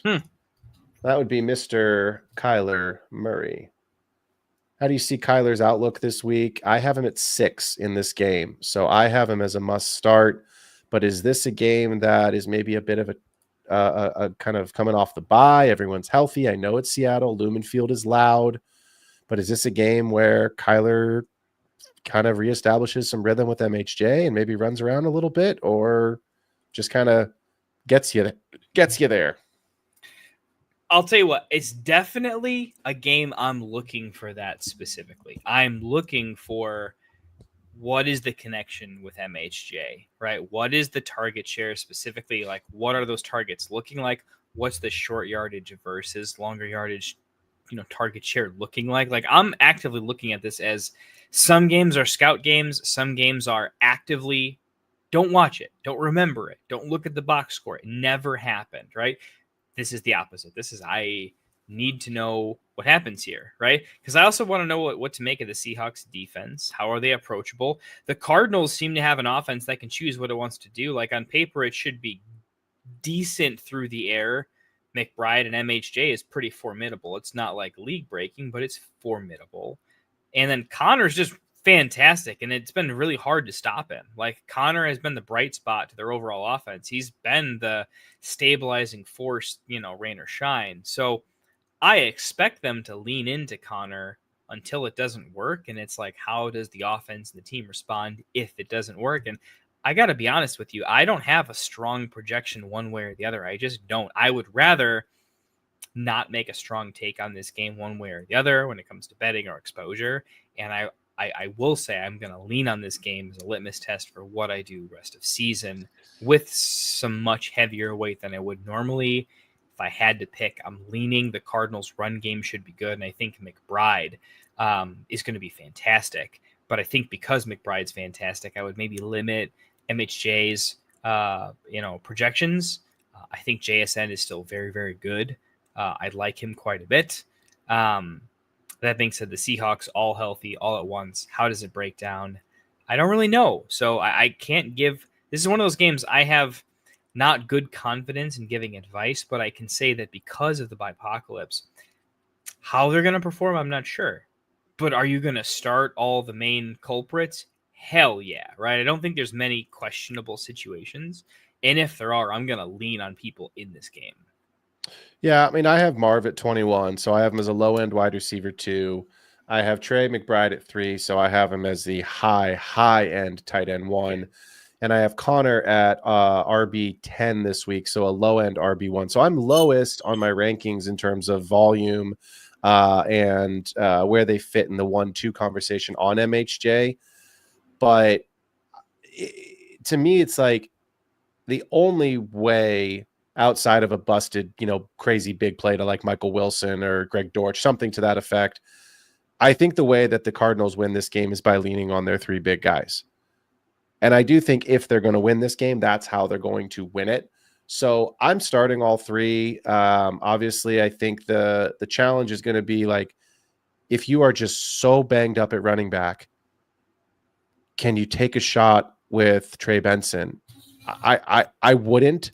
I wouldn't. There are so many other options. And that's what I mean. But like the reason I ask it is simply because like You're talking about the Zach Charbonnets of the world, right? You're talking about Austin Eckler's a bad example because he's kind of the 1B in an offense, right? Charbonnet is way better than Benson in this matchup. 100%, right? But like I have Charbonnet and Benson back to back in my rankings this week with Mostert stacked right up in there. So I think the reason I'm bringing this up is because of the bipocalypse. People are looking at these RB2s and they're saying, okay, who is an RB2 that might just score me some points?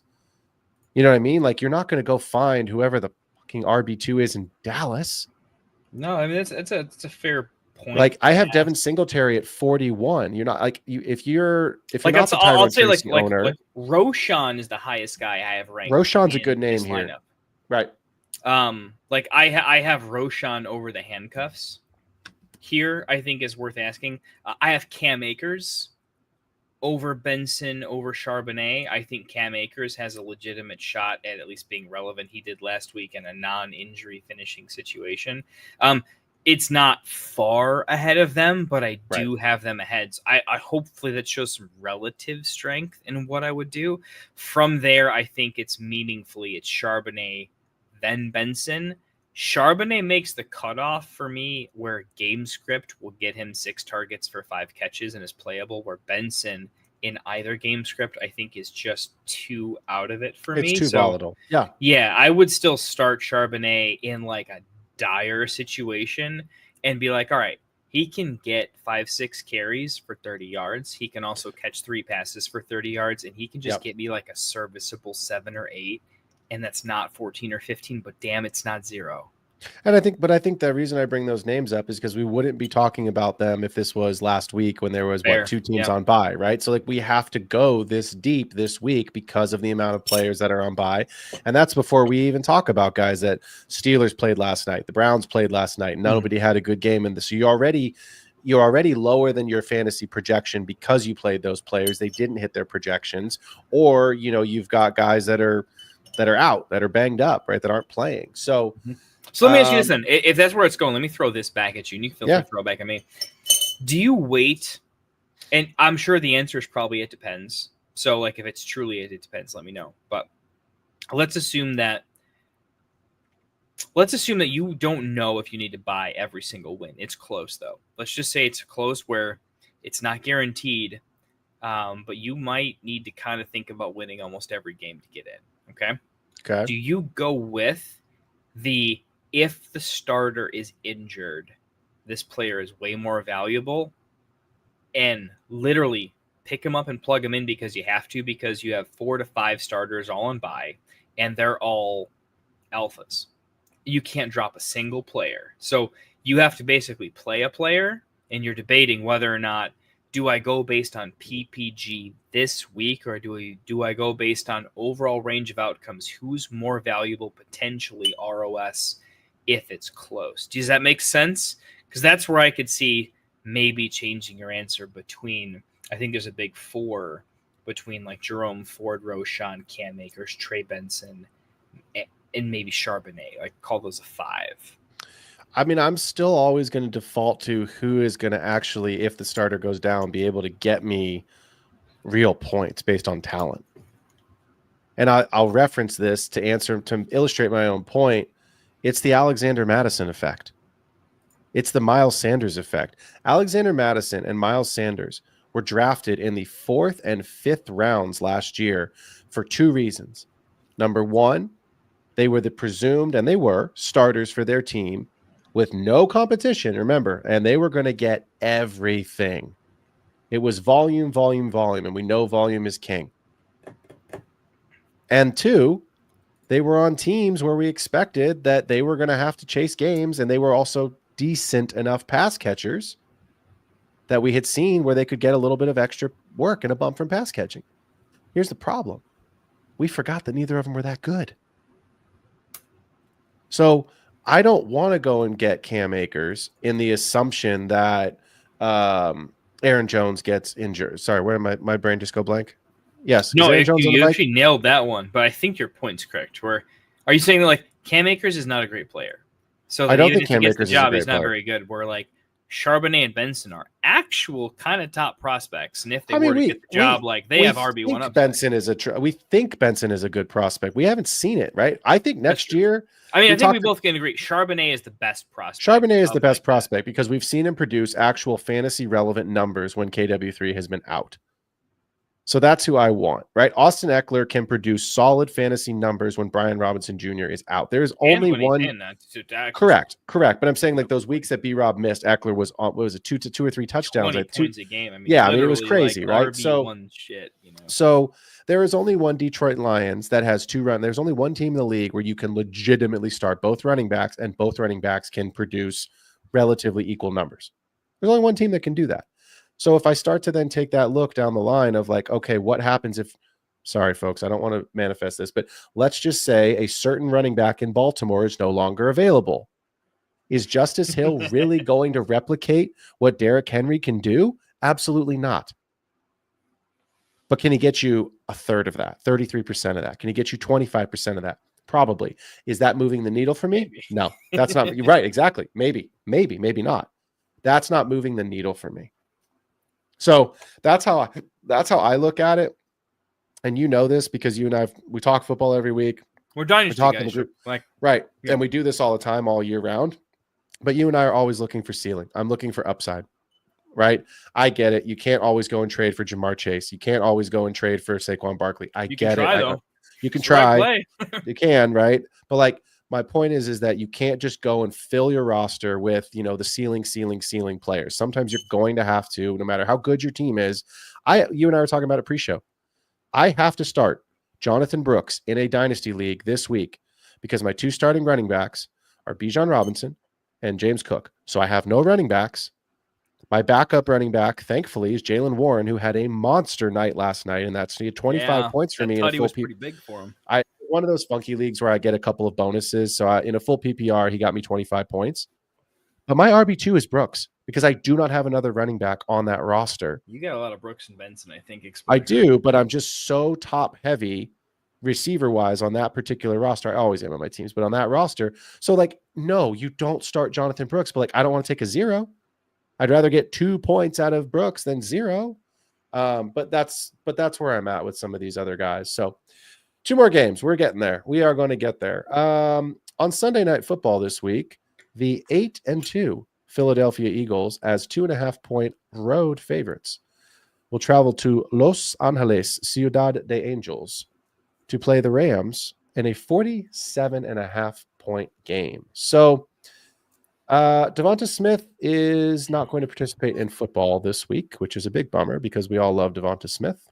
Or maybe this season, because what the hell? Yeah, maybe. He was my I put in. Anyone in my dynasty leagues that are listening, you're not listening, but even if you were, I offered 2 first-round picks for him. Beginning of the season, I was so confident. He is my you should have taken the deal. We remain water though. Your problem. I was all in on him. I mean, he was one of my we're gonna have to do when we do our dynasty show. Someone has to walk me through how I was so wrong on what happened there. Because I also I'm kind of in on Saquon. So I'm curious. Because how can I be Saquon was I'm not kidding, one of those draft day I didn't talk to you guys, I didn't talk to the group chat, I didn't do a stream. It was just Saquon's going to be really good this year. I can't shake it. I'm going to do it. Happened to me the week of drafts, right? Which I feel a little guilty about because obviously that looks pretty good for me. But Devontae was one of those I didn't necessarily I got lucky fading him. I really thought straight up he was going to outscore AJ Brown this year and just be the more useful fantasy play, be the more consistent fantasy play, be the high target a game guy if they weren't blowing people out in case their secondary was bad. And anyways, I don't know. Devonta Smith, one of my biggest misses this entire season. I regret it a little bit, but sometimes it's just how sometimes it's just how it goes. This trade, right? I traded Devonta Smith a first and a second for Jamar Chase. I think I underpaid. I should not have got that deal done. I should have been countered by the person I was trading, offering all of that to, and I expected to be. And I don't remember what I started with, but that's what the counter came back as, and I was like, immediate, boom, smash. Like that's a done deal. No problems for me. And I'm a playoff team, so it's going to be a late first. Like I'm 8-2 in that league, or whatever my record is, 8-3, or whatever the hell the record is in that league. Whatever was it, week 12? Yep. Yeah, I'm 8-3 in that league. So we're fine, right? But we'll talk dynasty another night. So Devonta Smith ruled out. I obviously you're starting Jalen Hurts, you're starting AJ Brown, you're starting Barkley, you are starting Puka, you are starting Kupp, you're starting Kyron.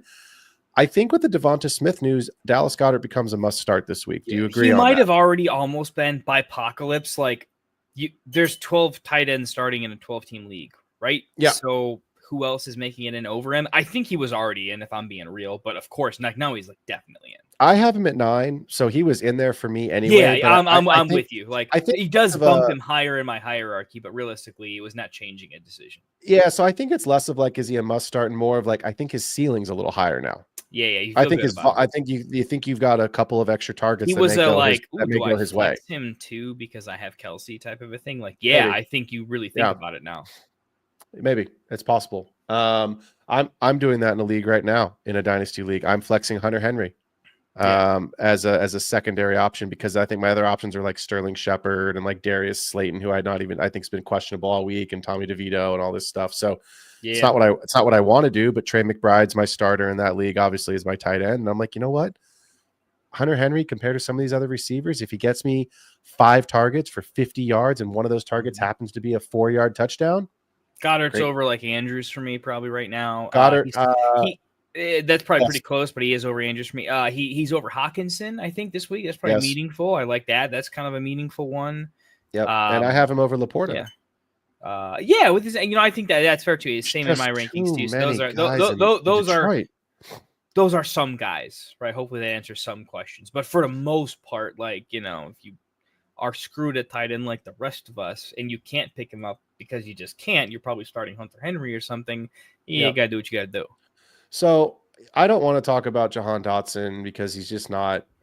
Yeah, I'm with you. I think it's Goddard. We've seen Devonta Smith miss games this season. We've seen AJ Brown miss games this season, and Jahan Dotson has not been relevant in those games. So I don't think he's a start, even with Devonta Smith out of this game. I actually really only want to talk about one player, and it's Matt Stafford. Where do you see Stafford this week? It's a home game. Philly's corners have been really good. Cooper DeJean, and I'm sorry, I forget the Toledo kid's name. Why is my brain going blank right now? Christian? No, someone in chat help me out here with the other cornerback. It's the kid from Toledo. He's Kenyon Mitchell. He's been very good. So I think for me, like, I have Stafford at 16. So I have him as a start in super flex, but not in single quarterback leagues. But I always do this with Stafford. I go back and forth on it because, there it is. Yeah, Mitchell, right? Kenyon Mitchell. Thank you, Walful, there in the chat, sir. Am I just wrong about Stafford? Is he going to have one of those vintage Matt Stafford games where one of two outcomes happens? Either the Rams win the game, which we've seen them win games they shouldn't win this season, or they're getting beat down by the Eagles and Stafford's got to throw. Like, I feel like Stafford at 16 is a good spot to have him. But am I wrong? That's my question about Matt Stafford. I'm looking at my rankings, and I can't get him higher than 14 on a good day. I want to, but I think this is one of those. He sounds like a better name this week than he really is. Okay. Let me give you some names I have over him, and I think that's my answer to, like, I'll tell you why if you need to know too, right? Like, I got Drake May ahead of him, Tua, A-Rich, and Geno. Baker, I think that was already obvious, but like in case, right? Most of those names are already pretty obvious up there. Like, you take my weakest name, Drake May, is controversial, but it's like the way that Stafford passes himself out of the situation plays right into the Eagles' strengths. It doesn't need to happen. Like, I'll put it this way. I think this is a game that, like, the Eagles having a 20-point defensive effort is as equal as Stafford's 4-touchdown upside. Like, his upside comes with downside, and then he has to force it, and I just don't know if they can get it done there. The over-under is pretty sick. Like, it looks like something could happen. I don't deny that. In my mind, the range of outcomes here is pretty wide. What would surprise me is pretty wide, but yeah, I would play him over. Like, I don't love Tua against New England because I feel like that could just be the flattest nothing running back. Or Tua could QB. play one game and throw an interception and go dive head first into this kid's knee. Or again. like Jordan Love against San Fran feels like he doesn't No, have to Love's pass for 4 touchdowns. Like, he could be good. I can't. So I'm with you, right? Like, this is why I like him back, over so like, CJ. I guess like that's my like. Okay, fine. Stroud hasn't done shit, so fine. I'll take the guy that with 2 weapons that I like in a high over under. But I'm not putting Stafford like miraculously forward. I still like a lot of those options, like Baker, Bo Nix, and Geno. Or they're available in most of my leagues. So like, at least for me, if anyone's gonna ask, I'm taking those options, I guess. Yeah, I mean, like, I just look at, like, I have Richardson 13, Stroud 14, May 15, Stafford 16. You just can't get him starting outside of Superflex, right? The reason I have May ahead of him is because May runs and Stafford doesn't. So, like, okay, we could Monday morning quarterback this and go, how did we have Stafford when Richardson throws 4 picks and doesn't score a rushing touchdown? And on Monday, we're all like, why the hell did we not have Stafford ahead of him? Well, sure, we can Monday morning quarterback everything, but at the end of the day, the Colts are going to be losing that game. Richardson's going to have to either throw or run to get them back into it, even though I think they're going to lose no matter what, but he's going to have to try to get them back into it. Stroud, yeah, I just can't get Stafford high. It's a shame because I love Matt Stafford. I mean, he's just such a he's like one of the only he's over Stroud, but I can't start him. That feels like a crazy sentence. It's just like him and Rodgers. They're like the only two. You remember when like Tom Brady and like Peyton Manning and Roethlisberger and Rivers and Breeze, like the old guard, Rodgers and Stafford are like the only guys left of the old OGs. You know what I mean? Like, it's all young kids now, which is great. That's what the league's always going to become. The league's always going to get younger year after year. But all right, let's move on. It's not the Matt Stafford variety hour. We have made it to Monday Night Football. I'm very excited for this game. I don't know why I'm excited for this game, because on paper it doesn't look good. Like, the Chargers somehow are 7-3. They're at home. The Ravens are 2.5-point road favorites on Monday Night Football of Thanksgiving week. 47.5 is the over-under and the total in this one. I think this is going to be a good game. Justin Herbert has been good lately. Quentin Johnston is a player that we had all left for dead. We had left him for dead. And you're starting Jackson. You're starting Andrews. You're starting King Henry. You're starting Ladd McConkey. Let's start with the running backs on the Chargers side of the ball with Dobbins and Edwards. I know it's by apocalypse, so give me the Dobbins take and why he should or shouldn't be in your lineups this week. He's still the goal line back. He had 2 touchdowns last week. Yeah. He's like a Nick Chubb. When he has a bad week, I think it's going to be bad. When it's good, at least he has like 3 to 4 catch upside, like where Gus doesn't take any of that. So like that stays the whole time. Plus he has the RB upside. So it's like, look, the team wins. They have a good defense that puts him in good position, and he's good in their good offense, and he gets the goal line work. So, like, how low can you rank a good running back and a good offense that's good at the goal line? Like, that's where he's like, he can never fall below 20 for me, but my God, can I not get him above 18 to 16? Like, it's impossible. He just doesn't have the upside, but I can't ever bench him. So, he's a savior in weeks like this where I'm like, I need to move him. He's the sure thing in my lineup. I like him. The Ravens have been worse at defense in general than I think we ever would have expected. You can throw on the Ravens. You can throw on the Ravens, but I mean, color me crazy, but like the Chargers they seem kind of like the Ravens in that like it just doesn't matter. Like no defense can stop them. But the Chargers offense isn't the Ravens, so people talk about offense is good. The Chargers just aren't explosive. They don't have explosive play. Yeah, if you took they'll score a touchdown. Every one of J.K. Dobbins' touchdowns and just made it a longer Ladd McConkey or other touchdown, everyone would talk about him. But because they fall down in right? between the 10 and then it takes them 3 tries to get into the end zone, everyone's like, "Oh, they're just a worse version of the Steelers." And it's unless you're playing the Bengals in under 2 minutes to go and Dobbins rips off a 37-yard touchdown. The fact is they got some dogs on the team, dude. The Chargers might be really good. Like the Chargers, like they're a team that like if all of a sudden they're in the Super Bowl, most analysts are going to be like, it wouldn't surprise me in 2 years if I mean, it's just the Chargers. Coaching plus Herbert. Ways. Hey, guys, this was my least popular trade I did all off season, but I never lost faith that I think this was the long-term, like 2-year play. Okay, 2-year, and that I knew I was going to lose this trade this season, but it's the trade I'm most proud of. Sorry to whoever's in chat that's the unlucky participant, but you got to give me credit for this one, all right? I said Herbert is going to be a better long-term dynasty asset than Kyler Murray. For sure, I'm going to weigh the MHJ thing, but Herbert is simply put so damn good at football that by the time all the hype of the weapons dies down, we're going to look at him and be like, hey, remember all those quarterbacks that have a really talented arm but aren't a good quarterback? We're going to look at Herbert and be like, that's the difference. That's what a good arm in a good quarterback looks like. And we're going to remember that him not throwing 20 interceptions is a big fucking deal in the NFL. That's what we're seeing, and that's why they're 7-3 versus Rodgers is still pretty good at 2 and what? That's I can't give Herbert and that team enough credit, and I have Herbert at 4 this week. I have him just 50 rushing yards a game, and he's nimble Jared again Goff. too. Just behind Jared Goff. So I think you can start Herbert in one quarterback, obviously, by my rankings. You're obviously starting him in Superflex. I want to talk really quickly about QJ.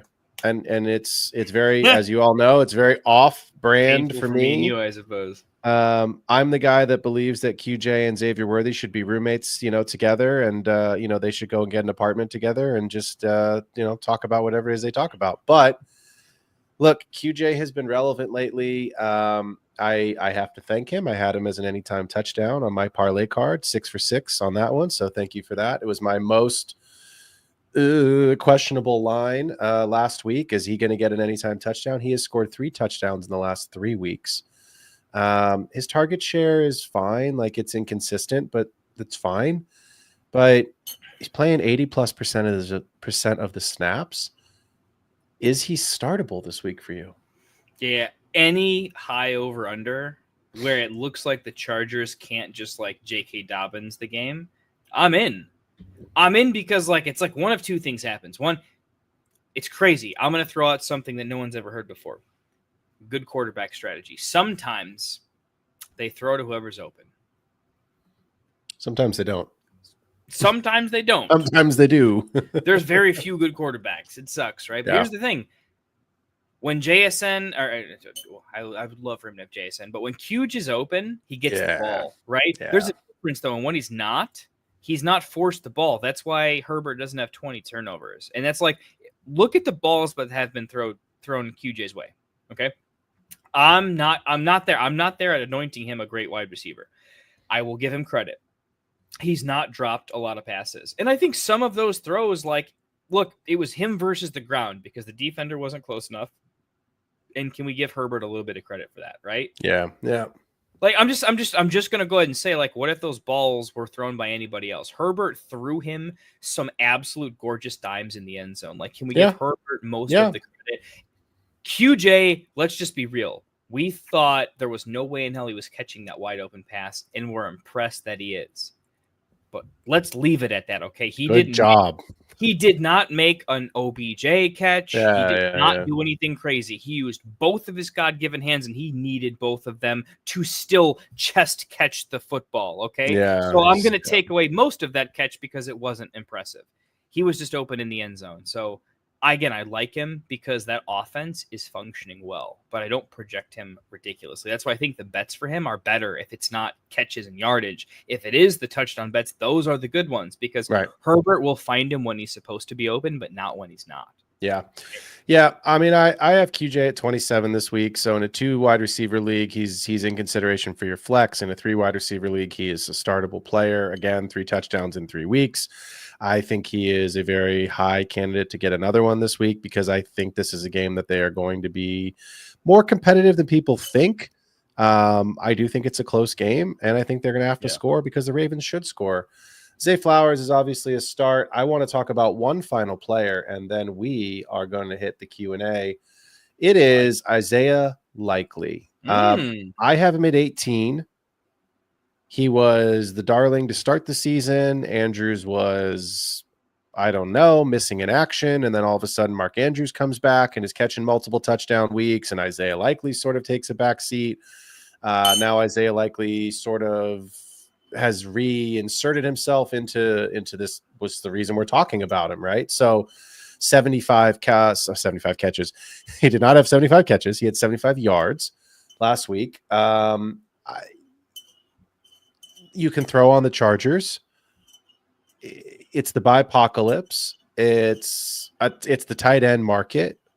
Can you put Likely into a flex role? I have him at 18, so I don't have him as a start. I don't either. I do have him as like there's a desperation case, but that's the question. He's still very desperation. I would still start most wide receivers and running backs over him. Here's why. Okay. Here's the simple case, right? What we're basically projecting from like a bare bones offensive projection standpoint that can be sticky is that Deontay Johnson should be more involved. Not heavily, but more. In that absolutely, if there's one position that targets gets taken away from, I mean, it's tight end, but my God, is it definitely tight end too? Right? Like, if I increase any offensive projections of any kind, there's no way I can't, and I'm not supposed to take them away from the tight end too, right? Like, that's just logical. So if I'm already projecting, I'm not projecting a crazy increase, but like I am projecting that they should figure out and be looking to target their new acquisition at a minimum, right? They should figure out what they have and don't have early before the playoffs. So if there's ever a chance to increase the snap share and targets for a player, it's probably now for this guy. Bateman's gotten more involved. Flowers is still fantastic. It's just there's a lot of mouths combined with a good defense, combined with none of that has to go the way it's supposed to. So it's like it's a second tier player against a good defense. Yes, they have a worse pass defense, but still good in overall like red zone efficiency probably makes up their weak pass defense, right?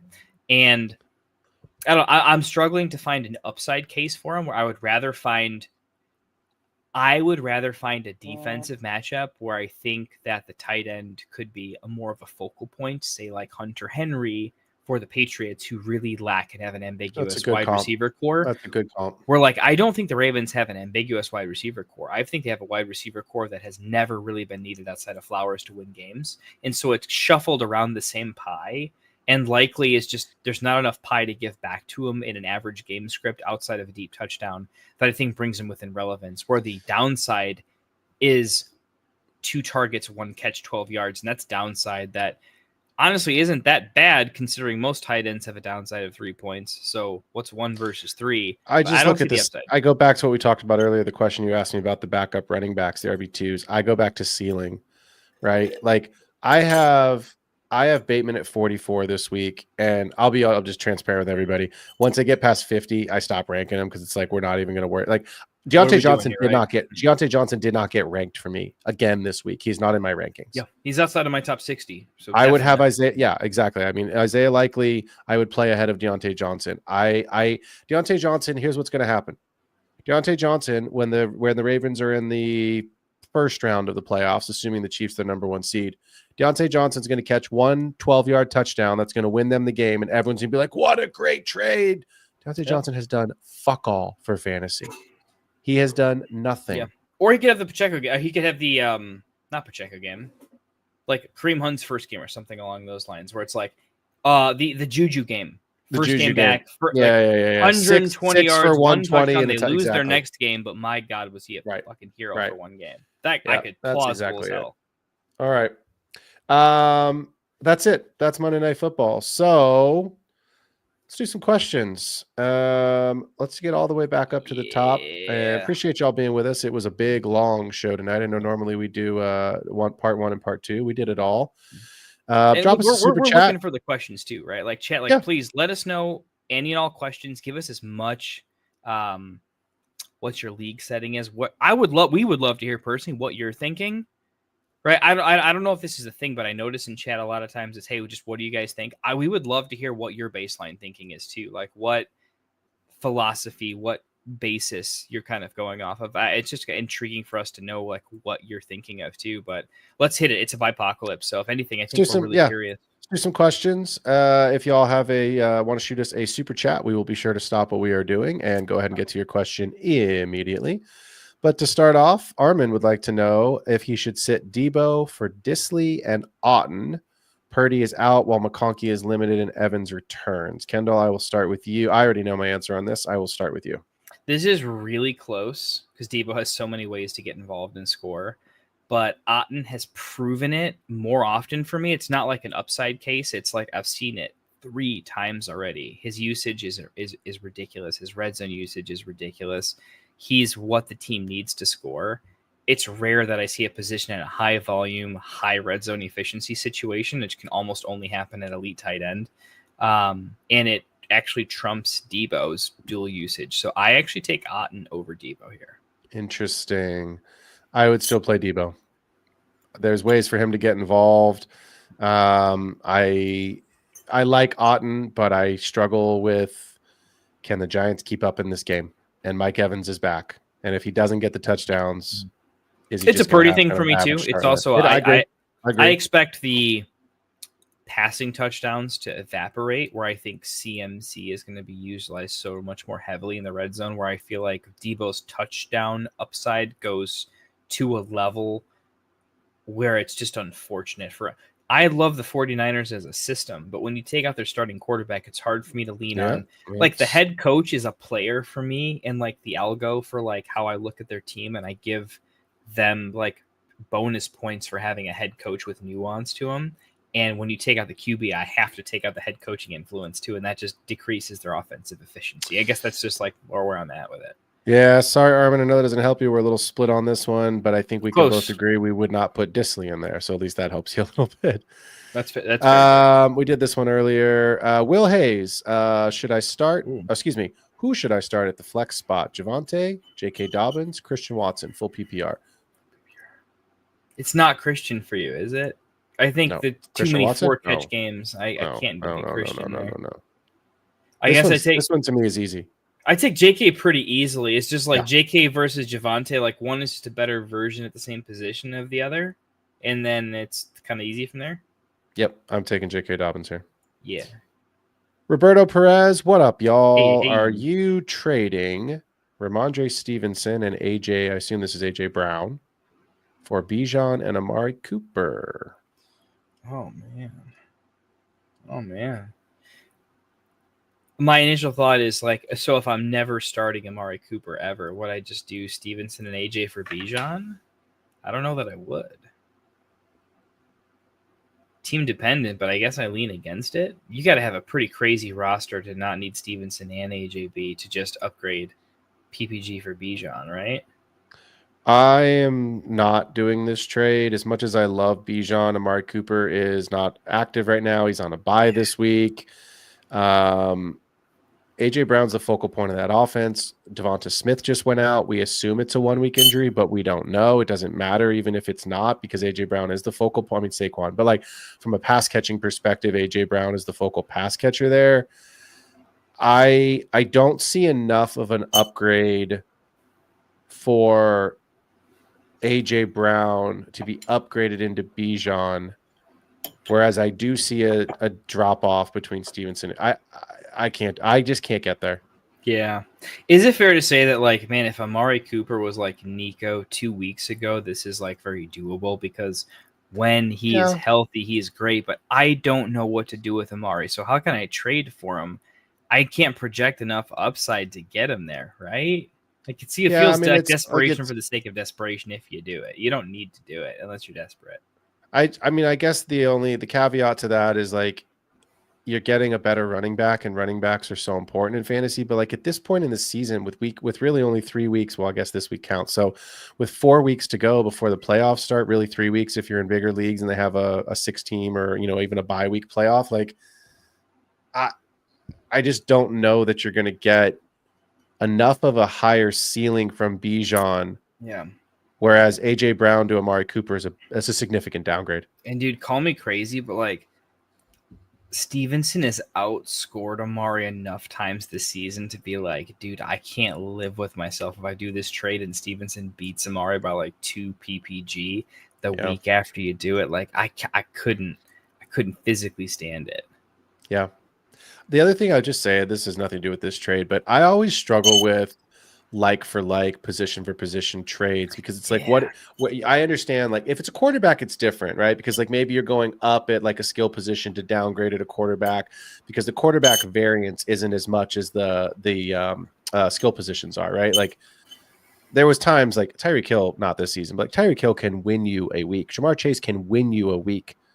Sure, when Joe Burrow's throwing for 400 yards and 5 touchdowns, that's QB1, overall QB1 on the week. But on the weeks when Jamar Chase still goes for 2 touchdowns and 120 yards and Burrow only throws for 248 and 2, that's middle of the pack QB1 numbers for Burrow, and that's wide receiver 1 numbers for Chase, right? So like that's where I struggle with these position for position ones. It's like, am I really getting that much of an upgrade here and downgrading? I think you're probably, like you said, semantically, you're probably, I don't know if that's a real word, but we're talking semantics. Like you're trading a couple of points here. So cap for life, gentlemen, all the emojis. I love the emojis. Look, I do too, man. That's fun for us. We got the heart. He's a Dolphins fan. We got a dolphin in there. I'm not sure what that's a salute. We got a point. All right, I love it. The algorithm says we still got a heart out of it, man. I love it. It's all good. We just traded my Dobbins and Anthony AR5, Anthony Richardson, for JSN and Knicks. I like that trade. Yeah, I like that trade. I like that trade. That's a good trade. That's pretty good trade. I need 2 out of 4 Abdullah, McMillan, Dell, or Shoemaker. Shoemaker. Who are you taking, Kendall? You taking McMillan, Dell, the Schoon Man, and Amir Abdullah. Pick 2. 2 out of 4. I'm not doing Abdullah, man. I just don't trust anybody on the Raiders. I don't care if Tom Brady co-owner steps on the field. I ain't starting him either. So nope. McMillan, Dell, Shoemaker. McMillan's in kind of a dude. If you're ever gonna do it, it's here. Right, so like, if you don't start McMillan here, drop him. Like, drop him forever and never look back. Because if you don't start him here, you're never starting him. So I'm kind of starting him. I like him, and man, Shoemaker had 8 targets this last game. That was kind of a lot of targets, man. I'll tell you. That was a lot of targets. I McMillan for sure, because upside's like really there, but like Dell or Shoemaker is like a real thing, man. And you're taking McMillan as the easy one. Yeah, I mean. Interesting. I think so. Interesting. I'm not completely sold on it. Here's where I'm at. I'm at like Dell. Seriously, when is he going to impress me? Does Dell have a 15-point game in his range of outcomes? Does he? Yeah. He does, right? Like someone needs to remind me though, because he has to score. But yes. But because if he has to score, I'm out. Like, what happened to the Dell that could get 100 yards without scoring, and it was a good game? What happened? Like, why does he have to score in a team that I don't think he's going to score?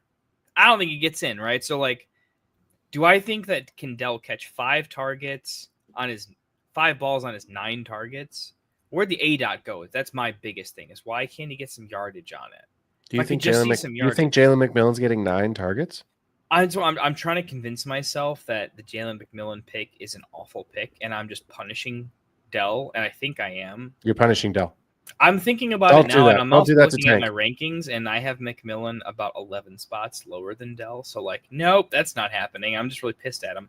It's Dell and Shoemaker. Correct. I have Shoemaker 3 spots above Dell in flex projections, though, so it is close. But I do have Shoemaker above him because I have him for more catches and targets. He had 10 targets last week. This is Dell and this is Schoonmaker, and don't look back. Yeah, it's Dell and Schoonmaker. Jason Ortiz, would you start Ertz or Schoonmaker? Already starting Eckler. Oh wow, I don't know if I can say this without getting canceled. Oh, the Commanders defense, the Commanders kicker, and he doesn't want to start for Commanders. Thoughts? I would not start Zach Ertz over Luke Schoonmaker. Even though Zach Ertz, I think he scored He scored a touchdown last week. Even though that's fine. Schoonmaker 10 targets. There's no one besides CD. Even though the Cowboys are a complete joke, I I think there will be more targets for Schoonmaker out of necessity than there will be for Ertz. It's a good portfolio play too. Like you really should. If you're getting a 4 at that point, like you should. You're only increasing your upside without decreasing floor. Like it's when you're at the 4th player on a team, like, yeah, my God, go for anything else. Yeah. This is just a better play. Yeah, good call. Yep. Schoonmaker, Victor Blanco would like to know. I have Josh Allen, Bo Nix, Breece Hall, Josh Jacobs, Rashad White, Austin Eckler, Jamar Chase, Sutton, Neighbors, Jennings, Disley, Kelsey. Nice. Okay. I'm 5-6. I'm 7th in the league. If I win, I contend. I got offered Amon-Ra for Jamar. Are they the same? I'm going to answer this first. No, they are not. Oh my God, no, they're not. Even please do not trade. Please do not trade Amon-Ra. Let me say this correctly. Please do not trade Jamar Chase off of your roster to bring Amon-Ra onto your roster. Yes, do not do that. If you want to trade Amon-Ra off of your roster and bring Jamar Chase onto your roster, good job. Don't do it the other way. Yeah, they are. Oh my goodness, they're not the same. No. It's interesting that like what would I, because here's the real question is like Amon-Ra with what to get to Chase. And I'm like, that's a good question. Let's answer that. Dude, it's too much. Chase is so like in redraft, right? It's like Chase is such the definition of like you may not have a single solitary percentage chance to win if your opponent has Chase. That could happen. It might be 50, that Chase 52 points 2 or 3 weeks Chase ago. Whatever might that flat out tap you on the back and say thanks for playing. It was a good year. You really did your best and mean it. And it still will do nothing to your chances. That's how good he is. We're in week 12? Yep. So it's not about winning your week. It's about creating a roster that's going to win your title. You don't need the extra points on your lineup to get you through bye weeks at this point. I don't think you need your best starting lineup. And Jamar Chase in his 50 points versus Amon-Ra's 20 to 25 every day, all day, every day. It's not the same thing come playoff time. It's different categories too, right? Like I want Amon-Ra's 25 every day over Chase's 15 and 50, 15 and 50, 15 and 50, right? But come playoffs, I just want a chance at the 50. I don't care about the 25. That's what I want. It's just simple numbers. It's just simple mathematics. There are too many mouths to feed in Detroit. There are not as many mouths to feed in Cincinnati. They also don't score 50 points in Detroit every day because no offense ever does it, including the best offenses ever. It's unrealistic. Jamar Chase and Joe Burrow. I believe that Joe Burrow is going to win comeback player of the year. Like and Burrow I believe Chase is more consistent than Detroit scoring 45 every single game, which correct. Is what they need to, because Amon-Ra doesn't get to 2 touchdowns until the running backs have 3. Keep that in mind, right? Amon-Ra never gets to 2 touchdowns until the running backs have at least 2 touchdowns. The shame of it is that Jamar Chase is the overall wide receiver 1 right now. He is going to have a season, or he's having a season, I should say, that I think, unfortunately, because of their record, it's going to get overlooked. A lot of people are going to forget about. A lot of people are going to forget about. He has already. We are in week 12. He has 1,000 yards already and 12 touchdowns. He's the wide receiver 1. And he's got 73 receptions on 100 targets. And we still have a third of the real NFL season. We have a third of the real NFL season to go. So in Dynasty, are you saying it's laughable that Jamar Jefferson is like, a million first-round picks? Chase is somehow cheaper when he has had I just said it significantly more elite season. I just said it 15 minutes ago. I got Jamar Chase in a super flex league, start 3 wide receivers for Devonta Smith, what will become a late first-round pick because my team is 8-3, and a second. I should not have gotten Jamar Chase for that price.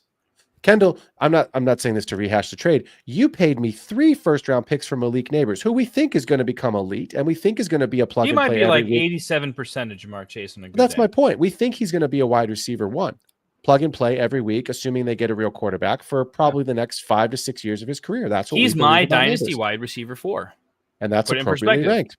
but he's Chase not the is dynasty my wide dynasty receiver wide one. receiver one. And he's my has dynasty been wide receiver one. his entire offseason. Agreed. The answer to the question, Victor Blanco, is get a team like I have in the league with Kendo where you have both. That's the answer to the question, because I have Amon Ra and Chase. Also That's what never you get in do. a league with me and Ruskin. Yeah, don't because do that. It's not good. That's it's not good for you. going to be a fun day. Ruskin will have the best team, and I'll have 20 first-round picks. It's not going to be fun for you. Kai would like to know. Hey, you know, it could be fun. We have a good time. We have a good time. You always have a good time. Kai would like to know, should I play JSN instead of Jennings since Purdy is out? You should play Big JSN. fan of the show by Kai. Appreciate you, by the way. Yeah. Always commenting, always with like, Love Kai it. has like nuanced questions with context and exposition, and it gives Love it. us like chunky stuff. And That's Kai, what we want. you're real for that. Appreciate you. By the way, if you are not subscribed to our channels, please do. I just threw my link into the Extra Point. That is my show that I host a couple times a week. Obviously, host the main show here on Friday nights with Rasta normally, but doing the whole thing tonight. Yes, you should play JSN. JSN's been really good lately. You know, Tyler Lockett, and I think he's finally beaten Tyler Lockett to that true wide receiver 2 role. I think we were all waiting for that to happen. He had obviously the big, huge wide receiver 1 game. What was it? 5,000 yards and 75 touchdowns he scored in that week that DK was out. But I think the coaching staff understood that, like, fuck, the only reason we've been in this game for the last hour and a half is because JSN's really good at football. Correct. It's the only reason this game is still going on. Yep. Like, we've been trying to throw it to Lockett, and the fact is JSN's younger, faster, stronger, and better than he ever was, and I'm sorry, Lockett. Yeah, that was big. Honestly, it was big because the coaching staff got to see it. They got to see the best running against the best, and JSN just flat out was a better player in everyone's eyes than Lockett, and I think it was over. It was so important for JSN's ROS ranking was that game in particular. Because I think his target share just doesn't ever go down from there for the rest of his career. Yeah, to be fair, one guy's 23 and the other guy's 30. It's more of a like, 31. dude, Lockett, you made it to 32 and we're still putting these rookies to And shame. Like Tyler Lockett would be like a Xavier Worthy's worst enemy. Like Xavier Worthy would never get a single snap on a Tyler Lockett team. He would just get absolutely shit on. You know what I mean? Like it takes someone as talented as JSN to do this. Don't get me started on Xavier Worthy. We'll be here all night. Let's answer the second part of Kai's question. I'm leaning into you. You know me. I live for pain because I own him everywhere. We believe JSN is a great play this week. She wants to know Kareem Hunt, KW3, or B-Rob. This to me, the JSN Jennings one's fully out too. Yeah, to me, this one's more interesting of the question because this I think has more meat for discussion here. I'm gonna just check my rankings really quickly because I want to confirm what I think my answer is. I gotta check it too. Actually, I have KW3. I have KW3 6 spots ahead of B-Rob. That was what I was checking. I don't have Hunt that high. I have Hunt at 17. I have B-Rob at 12, and I have KW3 at 6. I would play Kai. I would play KW3. Here's the caveat, because the question she asked was Arizona's pretty awful against the run. But she asked about JSN. And I am not normally a fan of playing 2 players on the same team. Now, I understand sometimes you have to do it. JSN and Walker. Right? They cannot score a touchdown on the same play. So in order for them both to have good days, the game script and the touchdowns have to go to the both of them. I would still play KW3 because I believe against Arizona, he should get enough volume, and he's a pass catcher, and he's healthy, which generally means Zach Charbonnet is not heavily involved. So I think you are actually giving yourself a better chance to get one of the touchdowns, whether it's a rushing one for KW3 or whether it is a receiving touchdown for JSN. But that's tough. I would just play both of them and I know it goes against my brand and it goes against my own, generally my rule of thumb, but that's how I would play it because I think, again, we talked about this earlier, ceiling outcome.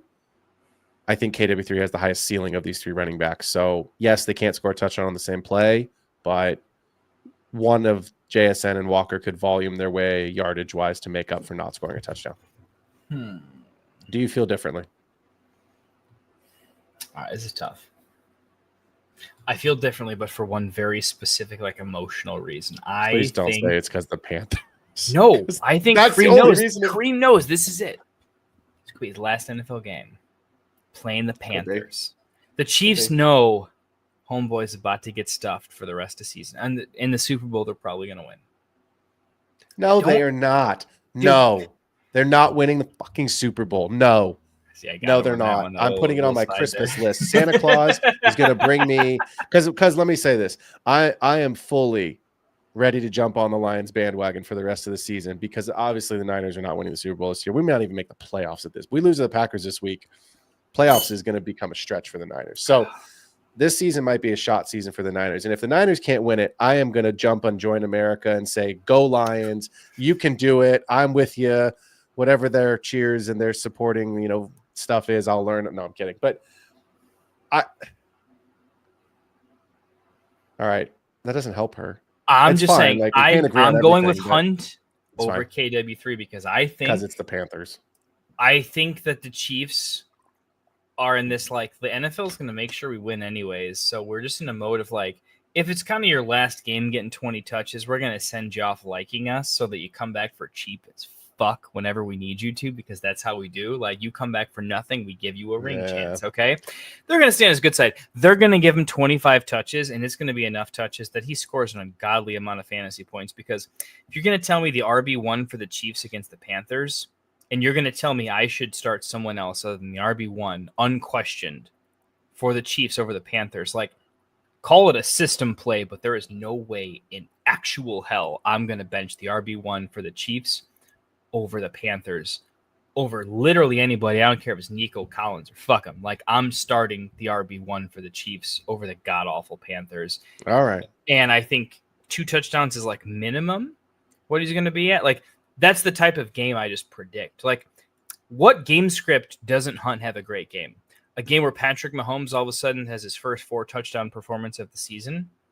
Possible, but I think they lean Hunt for the most part in those game scripts. Carolina somehow challenges the Chiefs because the NFL really wants us to, like, pretend it's not close. Like, no, that's not realistic. Even the Chiefs can't fake and pay the refs enough to get no that one kind would of. fucking Not this believe week. it, right? Not this week. If this game, no. Kai, here's the answer that we didn't suggest is if you have 2 flex spots, put JSN in your receiver spot, play Kareem Hunt and play KW3, and you should have good things happen for your team. I'm very good with, like, the KW3 Kareem Hunt is, I think, very much a coin flip. I'll be the first person at KW3 is 5 spots higher in the ranking. So not your 6, but 5 for me is still not inconsequential. Oh, I have it 11. I have it 11 spot. I have a significant difference. You brought up a very good point, though, which I think makes sense because you shouldn't be just a ranking. I hate saying ranking score, but I'm going to throw it out there. Like, that's the terminology, right? The idea is, but these players' rankings correlate in a meaningful way, and splitting them up does raise your ceiling by a meaningful amount. I don't have a calculator. There is no objective calculator for calculating ceiling, but I think most people, including you, would understand that, like, starting 2 players from the same game lowers your ceiling than 2 players from a different game. It always does. Yeah. So that's kind of where, unless those 2 players are Monty and Gibbs. And then you can do it. Honestly, That's even the only then, way you can do it. Think, but yeah, you'd be right. Yeah. So that's our points coincide. JSN's in your lineup. He's too damn good. Yeah. The team throws for a lot. The running backs, you win, I guess, is what we're really trying to say. Like, you're fine either way. Pick which way you destroy your opponent. Yeah, Feels like 2 good options. Like, I just struggle. We Like, thought we'd be getting gross questions, right? This is like, do I beat maybe him I this need to way or that move. way? Maybe I need to move Kareem Hunt, like, because I have him behind Ramondre. I have him above Aaron Jones, behind Jones and Tracy. So I like, had him buried when I thought Pacheco was going to play on a snap count. I thought Pacheco was going to get like 8 to 10 snaps, and that killed Hunt for me. But when Pacheco was 100% out, 0 snaps, just when I gave him, like, I tried to give him a snap share percentage and touches to that, and I'm like, I couldn't get him below 24 touches. So this is the Matt Stafford conversation of running backs that we had earlier. Unless Patrick Mahomes has to pass the ball 50 times, otherwise. No, he doesn't. He's not going to need to.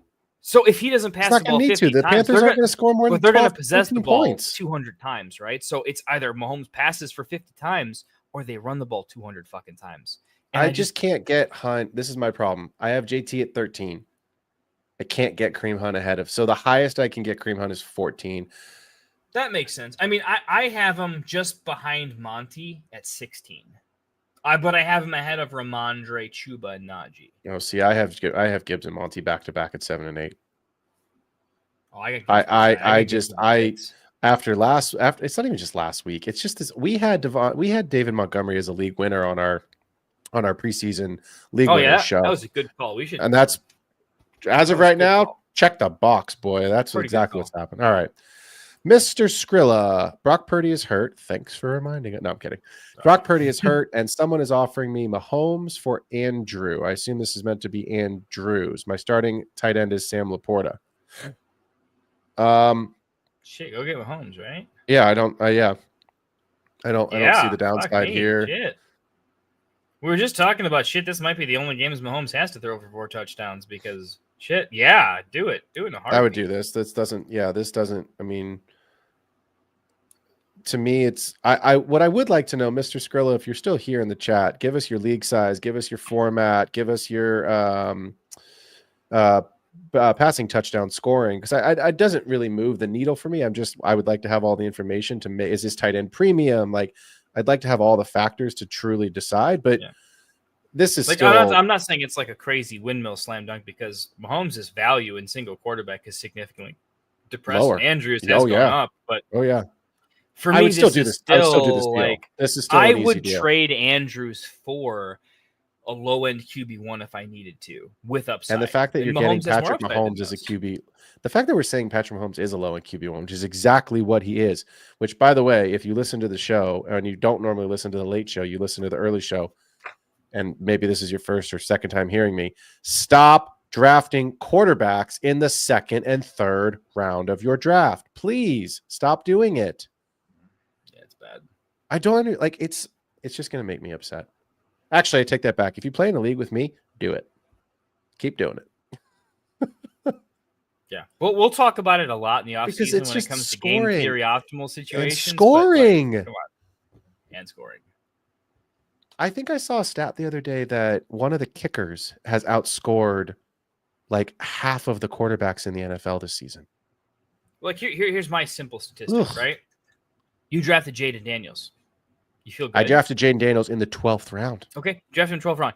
Even if you were that good to draft him in the 12th round, Baker's the QB4, and you could have picked him up in week 2, like I did in every one of my leagues. I would be destroying you. So it's like you picked the best late quarterback. If you knew the results, you'd still pick him, right? If I can still beat you with a waiver quarterback and you handpicked knowing the outcome, your quarterback, if I can still beat you, what's the point of nailing it, right? That's how good streaming quarterbacks are some years. And me and you are definitely on the, like, Goff has a good schedule. Stafford's not getting drafted, right? We mentioned this. We mentioned Baker a few times as like a pass-first offense. We mentioned Kirk Cousins as like a dude, if he gets hot, who knows? Yep. There was a lot of guys we saw, like, they have potential. Like, shoot, Caleb could get hot. We said Herbert, when he gets healthy, could get hot. Like, we mentioned 4 to 5 league winners who you didn't have to draft, and that's go look at all of our summer shows. CD Smitty, should I pick up and play Zach Ertz, Pop Douglas, Jordan Addison, or Christian Watson as a flex? I have Xavier Legette, Rico Dowdle, and Michael Pittman. I need to play 2. Okay. This is a great realistic bipocalypse question, because this is a man. Sorry, could be a woman. This is a fantasy football player here who is hurting. Like some of us are. This is like this is real, but I want to make the playoffs for sure. What are we doing? This is so good. I'm going to look for ceiling here, and I'm going to go with, and CD Smitty, if you're in the chat, throw it in there for us. Is this full PPR? Is this super flex, single quarterback? I guess super single quarterback doesn't really matter, but if this is full PPR, I think that does help us. Because if it's standard, then you're only looking at touchdowns. So, man, I've had a real hard time with Jaden. Can you eliminate 2? You eliminate 2, I'll eliminate 2. I just had a real hard time with Jordan Addison lately. I don't trust him. I can't do Addison because his floor is so ungodly low. The floor is in very low. In a matchup where there will be no broken plays projected. Like, Chicago's not the defense you project him to, like, catch a rando touchdown. It's just not the secondary for it. You'd rather catch. He's trying to figure out interception on the pass versus the long touchdown. Yeah, Addison is a first out for me. I have Addison at 40. DeMario is too low. 41 of a ceiling for me, so I just got to get DeMario out as a guy who could catch 10 passes and still disappoint. At least Christian can catch 4 for 100, where DeMario has to catch 12 to get there. So like Addison and I'm gonna play Dowdle, and I'm gonna play Dowdle even though it's disgusting. 80% snap share starting running back. He could fall in the end zone. That's why I'm gonna play him. It's exactly He's why my I'm first play in too. I'm between Dowdle and then do I go Ertz or Watson? Because I just don't think Pittman has enough upside in either case. I think Ertz and Watson have him beat for ceiling. I'm gonna play Watson just because he can break a big one and Ertz can't. And if Watson breaks a big one, and here's the caveat: if Watson breaks a big one and does not score on that play, he could still finish with more yards than what Zach Ertz could get in a totality on the week. Bless you. If Christian Watson breaks, if he goes 2 for 67, and one of those is a 65-yard catch and the other is a 2-yard catch, is Zach Ertz really getting you 68 yards? Ertz is going to take 6 catches of 6 to 7 yards each for and getting yards in the end zone for what Watson Correct. Can do in half the production. Watson seems like a safer bet to give you what he could. Dang. Yeah. One time that I give a Christian Watson take, and Rasta's not even here to hear it. He'd be high-fiving me. He might be enjoying life, but he might still be tuned in. You know, I don't think he can stay away. He might be listening on low volume with like a hidden thing going on. You know, CD Smitty heating up in the chat here. He's heating up. He wants to know, should he drop Sam Darnold and pick up and play Geno? Ooh, I don't know about that. I think I like Darnold rest of the season. Yeah, that's what Geno, generally. I know Sam Darnold's schedule's been a little bit rough. He's had some unluckiness, but I don't see any reason his early season form should disappear. I mean, he has more healthy weapons. No, I'd stay faithful to Darnold. If anything, Darnold's running backs are more banged up than Geno's. Yeah, his passing touchdown should go higher. If who am I thinking of? You don't think of if he gets a little more banged up and Aaron Jones, and he's already kind of known to get banged up.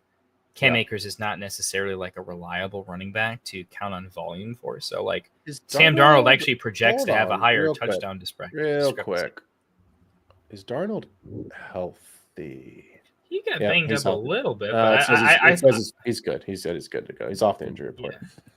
Yeah. Let's do this real quick. Geno's consistent questionability. Here's the thing. Sam Darnold, week 15, Chicago, week 16, Seattle, week 17, Green Bay.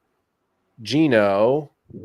He's playing Chicago this week, though. I mean, no. I was looking at playoff schedule. Week 15, Green Bay, Minnesota, Chicago. I would play Darnold because that's a hard defense. Green Bay in the playoffs, Minnesota in the playoffs, at Chicago for Geno. That's a tough playoff schedule. Assuming you're in the playoffs, D. Smitty, and we assume that you are. Yeah, we're looking at Atlanta, Chicago, Seattle. Outside of week 15, 14 and 16 are really nice matchups for Darnold, particularly the 14th being the most important. Yeah, I would keep Darnold, even though it's a rough week. Easy B, tough bye week for me. Do I start Juwan Jennings, Wan'Dale Robinson, or Pittman? All the QB situations aren't great.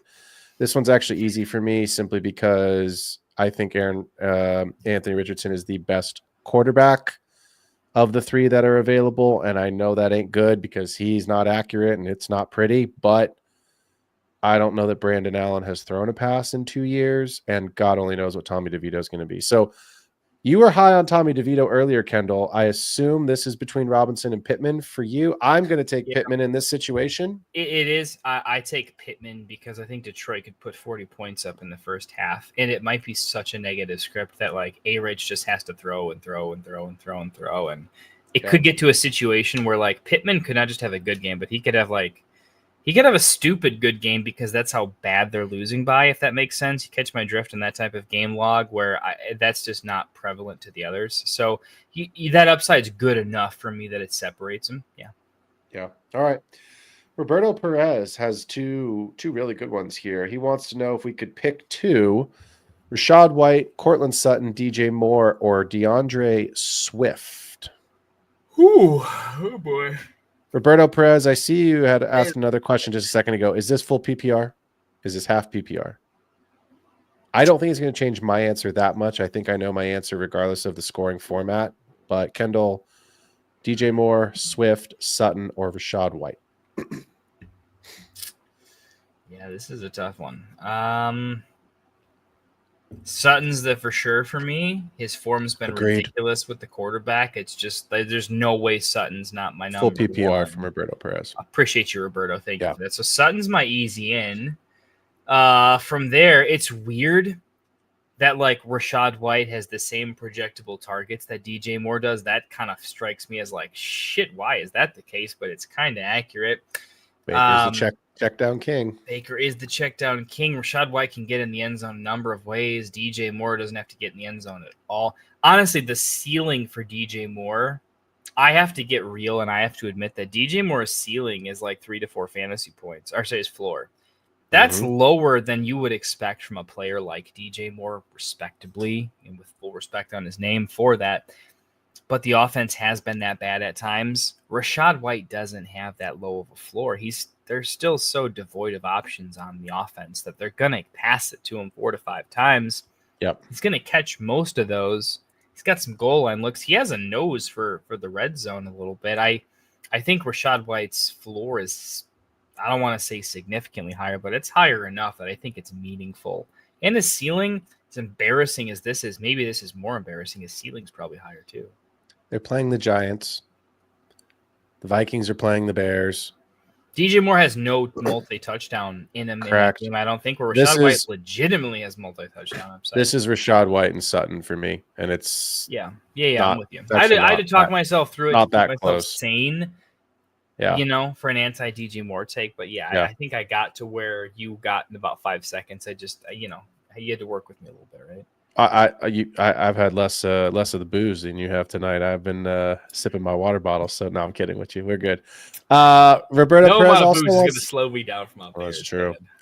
That's true. Roberto Perez also wants to know: are y'all starting Will Dissly or Amir Abdullah as the starter this week? This is what the Bipocalypse has forced us to answer. And Dissly, woof, Buzz, your girlfriend. Woof. It is also Will Dissly for me. By the way, did you know, speaking of Buzz, your girlfriend, Wolf, did you know that Kevin McAllister's house is for sale? Is it really? The real house, yes. I wouldn't think something like that would ever get put up for like regular market. I would think it would be like a specialty. It's really I'll have to find the listing and send it to you. Not in the middle of the show, obviously. So you can buy your family the McAllister house for the holidays if you want. So what's interesting about it is like obviously the outside of the house is the outside of the house. It looks exactly like it does in the movie. It's in Illinois, right? Yeah, it's in like the Chicago suburbs somewhere. So, but what's crazy about it is the way that like whoever owned the house like left it decorated for all the photos. The staircase is the same, but like it doesn't interior wise. They've redone it. It doesn't look the same. Like the kitchen is completely remodeled. Like there's a couple of photos that I saw because someone sent it to me on Instagram. So I was flipping through it because they're like Kevin McAllister's like, I know it was like $8 million. I made that up, but like it was like crazy expensive, right? And so I was looking. Change that. I feel like you could lose $1 million in the sale. That's what I said. That's the same thing I told my buddy. I was like, why would you not keep this house exactly as it was? Like that's the resale value. Like that's no offense. Like I obviously can't. I would saran wrap that thing, dude. Yes, I would not want to buy Kevin McAllister's house. Like don't get me wrong, it's beautiful. It's absolutely gorgeous what they've done with it. Like that's the nostalgia. That's what I'm buying. Yeah, no offense. I'm not buying your beautifully remodeled house. I couldn't give two shits about. No, if I'm going to spend $8 million every day. Yeah, if I'm going to spend my $8 million, like I want to know that Marv and Harry are going to like burn their hand on the thing. And honestly, I'm going to get sick of looking at Kevin McAllister's house. I'm going to redo it, but I'm not paying $8 million for you to do it for me. The whole basement's redone. The whole basement's like a finished, furnished basement. It's gorgeous. I'm like, Marv's not going to hurt himself down here. Yeah. So anyway, Check. Can we get some like, I need to get some questions here about like which house should we buy for, Kevin McAllister's or this? This is the questions we really need in the question I need to know from the chat is Die Hard a Christmas movie? Because I have this conversation / fight with at least one or two of my. That's really a question for you, though. Okay. No, it's not for me. But I have this fight with some of my friends every single year. Every year. I hope we stay best friends after this. This is a real risk here, guys. Me and Phil have not pre-discussed this question. We have it's not in the show doc. This was completely organic. I want to know. There's just two types of people in the world. Die Hard is a Christmas movie. Yes. Oh, thank you. It's a Christmas movie. We need to stay friends.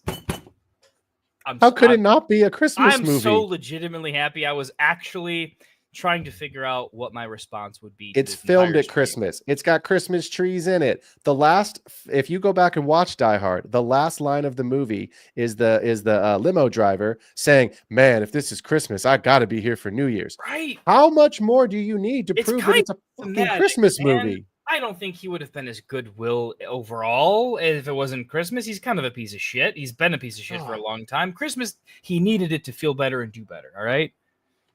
I'm so glad. Christmas movie. Easy B wants to know 12-man Dynasty Superflex. Did you see how we just went from Kevin McAllister's house to Die Hard to back to football? This is what we're gonna get back there so fast. Though. It's not how fast we can get to fantasy. It's how fast we can get back off of fantasy if you give us anything. Well, Easy B has given us 12-man Dynasty Superflex 2QB. Was offered. Oh, Kendall, we did talk about this name before the show today, so I'm curious on this one. Kendall and I were having a George Pickens conversation pre-show.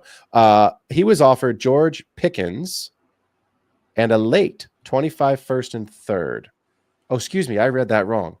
He was offered George Pickens for a late 25 first and third. Thoughts on making this trade? I'm not doing it. Okay. I was doing it at some points this season. I'll be honest with you. I will share the one league that I bought him in that's similar to this format. It's Superflex, not 2QB, but it is a pretty standard like start 10, like 3 wide receiver, 2 flex. I paid, and this was a decent negotiation. Like there was some back and forth, and I had the option to walk away should I wanted to. I gave what I was hoping would be at least a late first, maybe a mid first. I'm contending, still am. So it's somewhere between late and mid. I'm looking towards the mid side of it. But I wanted like I wanted 2/3 and a fourth back. So like I gave a first, I got like 2/3 and a fourth back, something along those lines, where it's like I did give my first, but I got lots of tiny pieces back. That was the only place I was comfortable doing it. That was preseason. If you're asking me where that's changed, I think it went up and came back down a tiny bit. You could convince me that straight first, late first by itself could make sense because that means for projecting that, you're also contending. So you're going from contending to super contending, which makes the buy make more sense. And you're buying a young asset. So instead of renting Devontae Adams or Debo or something like that, you're buying a long-term asset, which makes it a more palatable buy for the long term. So like there's lots of ways I can say, hey, if you're going to overpay, this is a good situation for it, right? That's kind of what I'm getting to. But I still think at a late first and a third, I think you're overpaying by a little bit. My price is personally a little bit lower. Man, you got to really think it's making the difference. I think it's a slight overpay. I'm mincing hairs, though. I hope that's known. Let me give you some names because in a super flex league, quarterbacks are going to get pushed up the board, which means by default, the receivers are going to drop. Whether they should or shouldn't. In the rookie draft, you got correct. Cam Ward's the second the quarterback that's going to drop, right? And he might go before. I mean, if you look at next year's class, you've got Burden from Missouri, you've got McMillan from Arizona, you've got Genty is RB1. Yeah, Genty's RB1. I was thinking of receivers though that I like coming out of next year. I don't know what Travis. Isaiah Bond, thank you, the kid from Texas. That's right. And then I don't know what tight end from Michigan's up there. I was just thinking of receivers, but yeah, I don't. So let's just go with those two. Let's go with McMillan, Luther Burden, and Isaiah Bond. Right. We know that there are going to be guys that want to go get. Let's just, for argument's sake, really fast. Let's just say that Shador gets pushed up the board because he will. He's a rushing quarterback, right? Let's say that, someone has a particular conviction on Carson Beck because he's probably going to get pushed up the board. So right away, you're talking about, just like we had this year, you had the two big quarterbacks, Caleb and Jaden, and then you had Bang. You had Marv, you had Neighbors, you had Rome. Yeah, it feels like the draft starts at 6. Genty is for and that's sure gone. The three big ones are probably gone. The 2 QBs are gone. So the draft starts at 6 or 7. One of the two is where it's okay.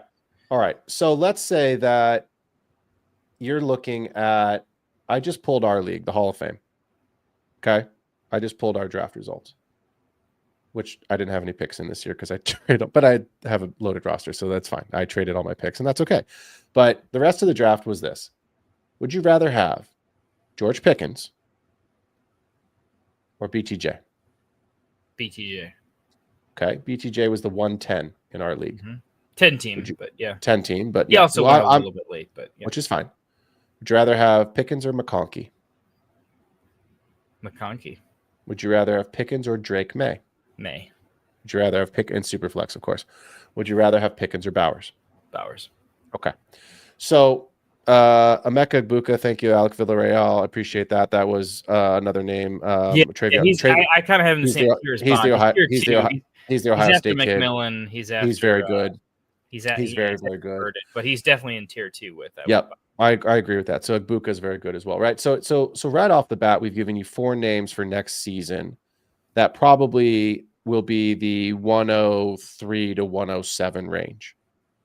And I just gave you 3 names in a 10-team league that were all picked at the 107 or later, and you said you'd rather have all of them from this year's class of players that we have seen. I didn't name Bo Nix.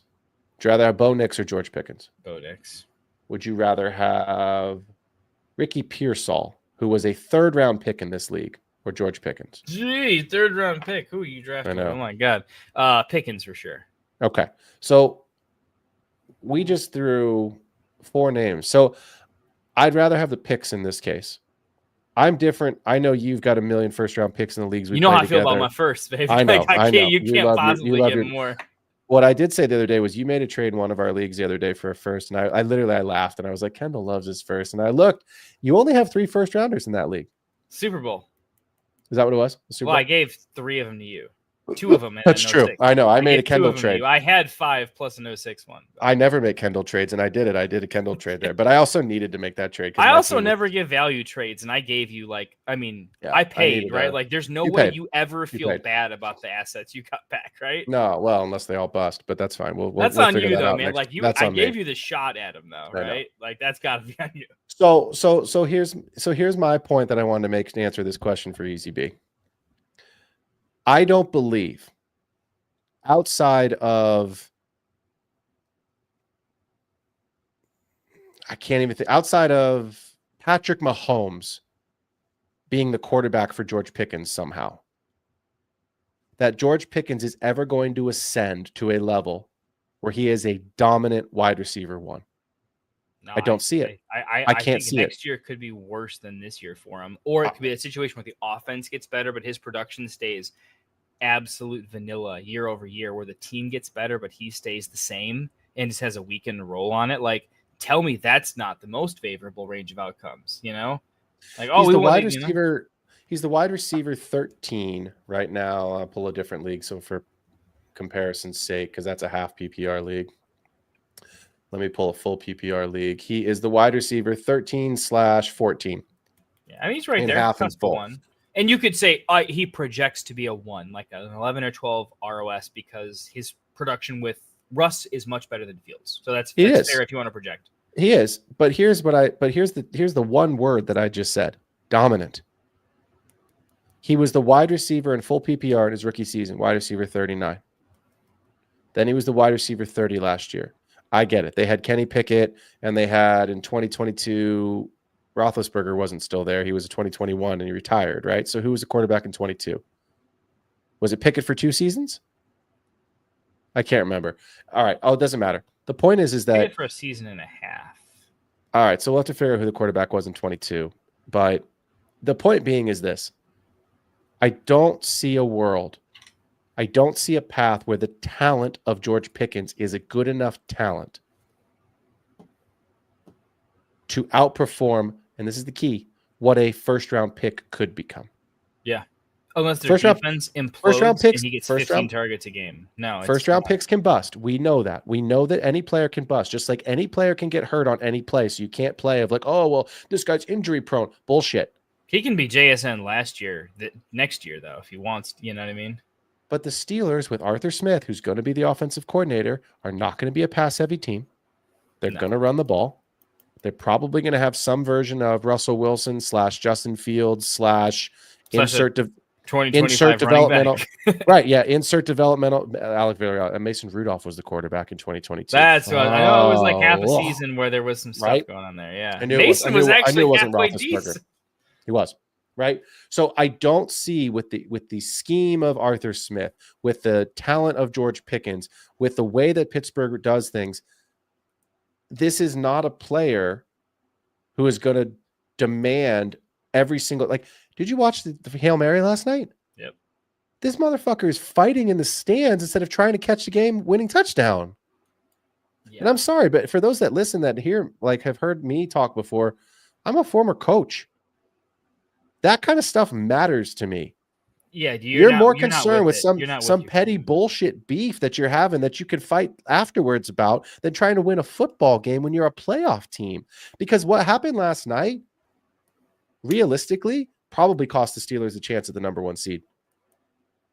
Because now they're 2 games back. Because Kansas City's going to beat Carolina this week. Yeah. So instead of the Steelers being 9-2, they're now 8-3, and Kansas City's going to win, which makes them 10-1. That's what's going to happen. And now the road to the Super Bowl goes through Kansas City or goes through Buffalo instead of potentially getting a home game for the Steelers and then maybe a second home game as the 2 or 3 as the 2 seed, because they're probably going to finish as 3 seed now. Yeah, losing that game, that's what that does. I mean, is it fair to say, look, we compare this to, like, me and you've been playing Dynasty a long time, right? So we don't just say, like, oh, I'm getting vibes on this player because we're so close to the game. No, he's just been playing it so damn long to know. Looking at numbers. Like, the history, like, I think it's relevant for you, though, because you're not just a very good fantasy analyst, but you are a Division I college coach. That's on your resume, and you are quite good at it. And so from that standpoint, you can definitely speak to the fact that when a player has it, this is me projecting. So you come in and say what you got to say, because, like, while I played, in college, I wasn't on your level in terms of the scope and scale, right? But there's just no way you are fully a part of that team doing what you did, when you did, how you did it. There's a disconnect between you and the head coach, you and the team, for sure. That wouldn't be in your head if you were fully in sync with your team. George Pickens almost got benched last year for not blocking on a play when Najee Harris should have scored a touchdown. And there was already press earlier this year about, like, effort plays. We know they tried to buy every player under the sun, except every player kept breaking some sort of 3-letter acronym before they got the deal done, right? Like, they were after 2 meaningful players at some point. Ended up with Mike Williams as their third option. You know what I mean? Like, they tried to bring in Kirk, and Kirk would have destroyed him. Look, I'm going to do this because I think what I'm about to do is going to be correct. This is where the trade calculators fail you. I'm on Keep Trade Cut. I'm putting it in right now because I've always said this: Keep Trade Cut, good tool, great website. Not please the kill them though. Like, I've had so not many people the message gospel. me like the Keep Trade Cut stuff, and I'm like, by next year, you're killing me in this deal. Like, so here's what I just put in, because I said I guarantee Pickens is going to be worth more. I put George Pickens, his super flex is on, Pickens on the left versus a late 25 first and third. Pickens' value is higher. It is the on paper better. Correct. Yeah. And here's what I want to tell you. Ready? Makes no sense. Come next year, that makes no sense. George Pickens is the wide receiver 14 in full PPR on the season. Okay? Good. High wide receiver 2. How many touchdowns, Kendall, does George Pickens have this season? I would guess 2. He has 2. Let's go and do BTJ, and let's go and do McConkey. Ready? McConkey 4 and 4? 3 and 4. Brian Thomas Jr. BTJ has 4, right? BTJ has 5. Oh, 5. Even better. And McConkey has 3, I think. Laddie has 4. Oh, I'm under projecting, man. My boys are growing up so fast. These are numbers that it's one season. It's not even a full season. Touchdowns are not everything, but I've said it 1,000 times on my shows. I've written about this in my content. Touchdowns win fantasy football games. So if I'm looking at a wide receiver 1, easy B, and I'm trading a late first, I better get touchdown upside out of it. And I cannot tell you, Mike Tomlin can't tell you on a week-to-week basis who is going to score a touchdown for his football team. or they're going to score Eddie with that defense. Because it could be Pickens, it could be Najee, it could be Warren, it could be Freiermuth, it could be a defensive TJ Watt fumble recovery for 6 points. It could be some Calvin fucking Austin, who I think scored last night. Like imagine if Terry McLaurin were 10 years younger and half as involved. How would you feel? Yeah. Please keep trade cut.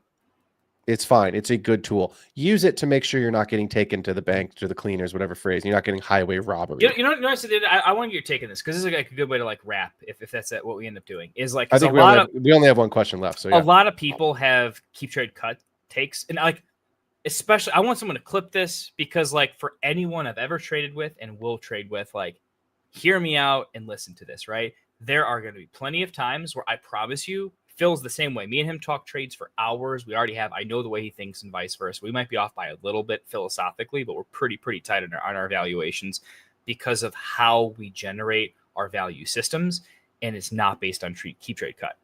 It's a good market snapshot, but it's a snapshot. It's one slice of time. As soon as you go and you're a rebuilding team, you need to look at like what is this player you're getting or this pick? What is this things? If you go on Yahoo Finance right now, you can go look up any stock. You can go look at its charts and curves, right? Over a long period of time. I find it fascinating that like you could chat GPT and make a Yahoo Finance app just through talking pretty easily, right? Why does keep trade cut not give you like a futures graph of where something's trending? Yeah, I mean it gives you history. It doesn't tell you shit about where the stock is going. And if you're trading in Dynasty, if you're rebuilding, you only give a shit about next year. And if you're winning now, you only care about this microcosm, but you also kind of care about what's left of the thing you just rented for an egregious price, right? The futures value is a real thing, and that keep trade cut doesn't do that. It doesn't do that here. Saquon's trade value is, I think, affected by that, but because he's so good next year, 100%, he should still project insanely highly, where his 2-year value after next year probably tanks quite a bit, right? This is why Mixon's value is probably like you got to look at like what his trade value is right now is so much lower than his real value, right? Because they're gonna draft someone most likely. Like his value could plummet. That's kind of how I see some of these things. So I guess that's my take. Keep trade cut in a straight up trade. It's a super flex. Has Joe Mixon as the less valuable asset over George Pickens. If I switch this to single quarterback, it still has George Pickens as the less valuable asset than Joe Mixon. There's 2 factors to this: age and market, because this is what Keep Trade Cut does. And again, I think Keep Trade Cut's a great website. I use it a lot for all kinds of different I won't slander them. I'm not slandering them at all. It's a great tool. They've got all kinds of cool tools. Don't only judge by the gospel of this is what it is. I'm not getting fair value. No. Joe Mixon is what, RB3 on the season, Kendall? I have to look. I think he's RB3. Minimum, probably even getting better, right? You'd project him as top 3. I think he's ROS, RB3, right? Mixon is RB7 in full. So he missed a couple games. PPG, I think games. He's like 2 or 3, but in total points is going to be off, right? All right. But Mixon scored 3 touchdowns last week. We just said Pickens has 2. And I'm not bashing Pickens. I don't want people that are listening to be like, oh, Phil hates Pickens. I don't love him, I'll be honest. But I'm not sitting here bashing him to the point of like he's a terrible player. But what I'm saying is, if you look at a first round pick, the idea is that I want to be able to shoot for the chance that I'm getting the next Jamar Chase, that I'm getting the next Justin Jefferson. That's or what at we're all least a BTJ, right? Like and that's a good player on a bad team that can be significantly involved and is the close to 1A or 1B at any position given, whatever it is. Right. He can be foundational at a position for you. That's my point. So when I shoot for the Jamar Chase and the Justin Jefferson and I don't get him, which none of us are until the next guy comes along, and one person in your league is going to draft that particular player, and hopefully it's you, then you're right. And that's exactly what I say. Then my default is I'm looking for higher ceiling than what I know George Pickens is going to give me today, than what I know Xavier Worthy, Michael Pittman, that flat tier we talked about all summer. Now, Drake London has left that flat tier. Right. Like Garrett either Wilson, look for elite production or you're fine flattening it out and saying, I need multiple shots at that elite production. It's the same because argument that we had. right? Like 3 seconds versus Pickens if you can project some of those seconds as early or mid, I would probably take that in a rebuild because you're going to have more chances at better than Pickens. You're upside. You need upside. You don't need the same. You're not going to replace Pickens with a 1 year younger version of Pickens. I drafted Devon Achane in the middle of the second round last year. For the simple fact of the same reason that everyone drafted Devon Achane in the middle of the second round, because he's small. Because everyone got scared, quote unquote, so they drafted Charles above him, and they drafted Kincaid above him. Correct. Because his quote unquote body cannot take the workload of an NFL running back. And that is true. He's not a 3-down running back. But we've talked about this. Achane can do in 17 touches what Kamara needs 30 to do. Except you also put on 20 pounds of muscle. It's just sure. Yeah. But also, some people aren't born Xavier worthies. And that's fine, right? Like, and it's I didn't think he could put on the muscle. I was shocked. I didn't either. But I guess this question kind of got me fired up, because I get to a point where we have to. You want to be a good football analyst, you want to be a good sport analyst, watch the sport. Because if all you're doing is box score hunting or trade calculators, or well, this guy's so old because Derrick Henry's so old, he's going to suck and I should get him off my roster as fast as possible. Watch the game. What do your eyes tell you? Because if you can't answer your own questions sometimes, and Kendall, I ask you guys questions. We do this show every single week. We ask questions. We get asked questions in chats, in DMs, on this show live, and we answer them for all of these fans, and we love doing it. But we still ask each other questions like, hey, what do you guys think of this trade? Which side are you on? We probably do, 2 or 3 of those a day? I mean, that's low. Easily. That's honestly pretty low, because normally it's 2 to 3 a day, but we go into 20 to 30 responses for each. Right. Because there's 6 of us on the group chat. Like, wouldn't you say one of the benefits of being doing what we do is that we fully recognize when we're not hyper opinionated about a particular spot, so we crowdsource it amongst experts and we get a feel for the range of takes.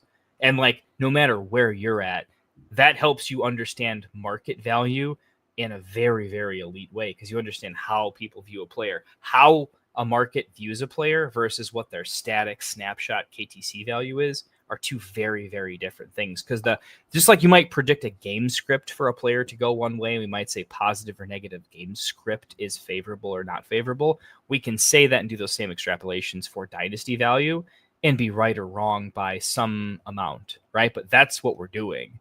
And in many cases, we're often saying, hey, no problem. I don't disagree with the KTC value, but I do think that clearly this player is X age. He's going to lose 10 to 15% value because he's going into a season 1 year older, already being older at a position.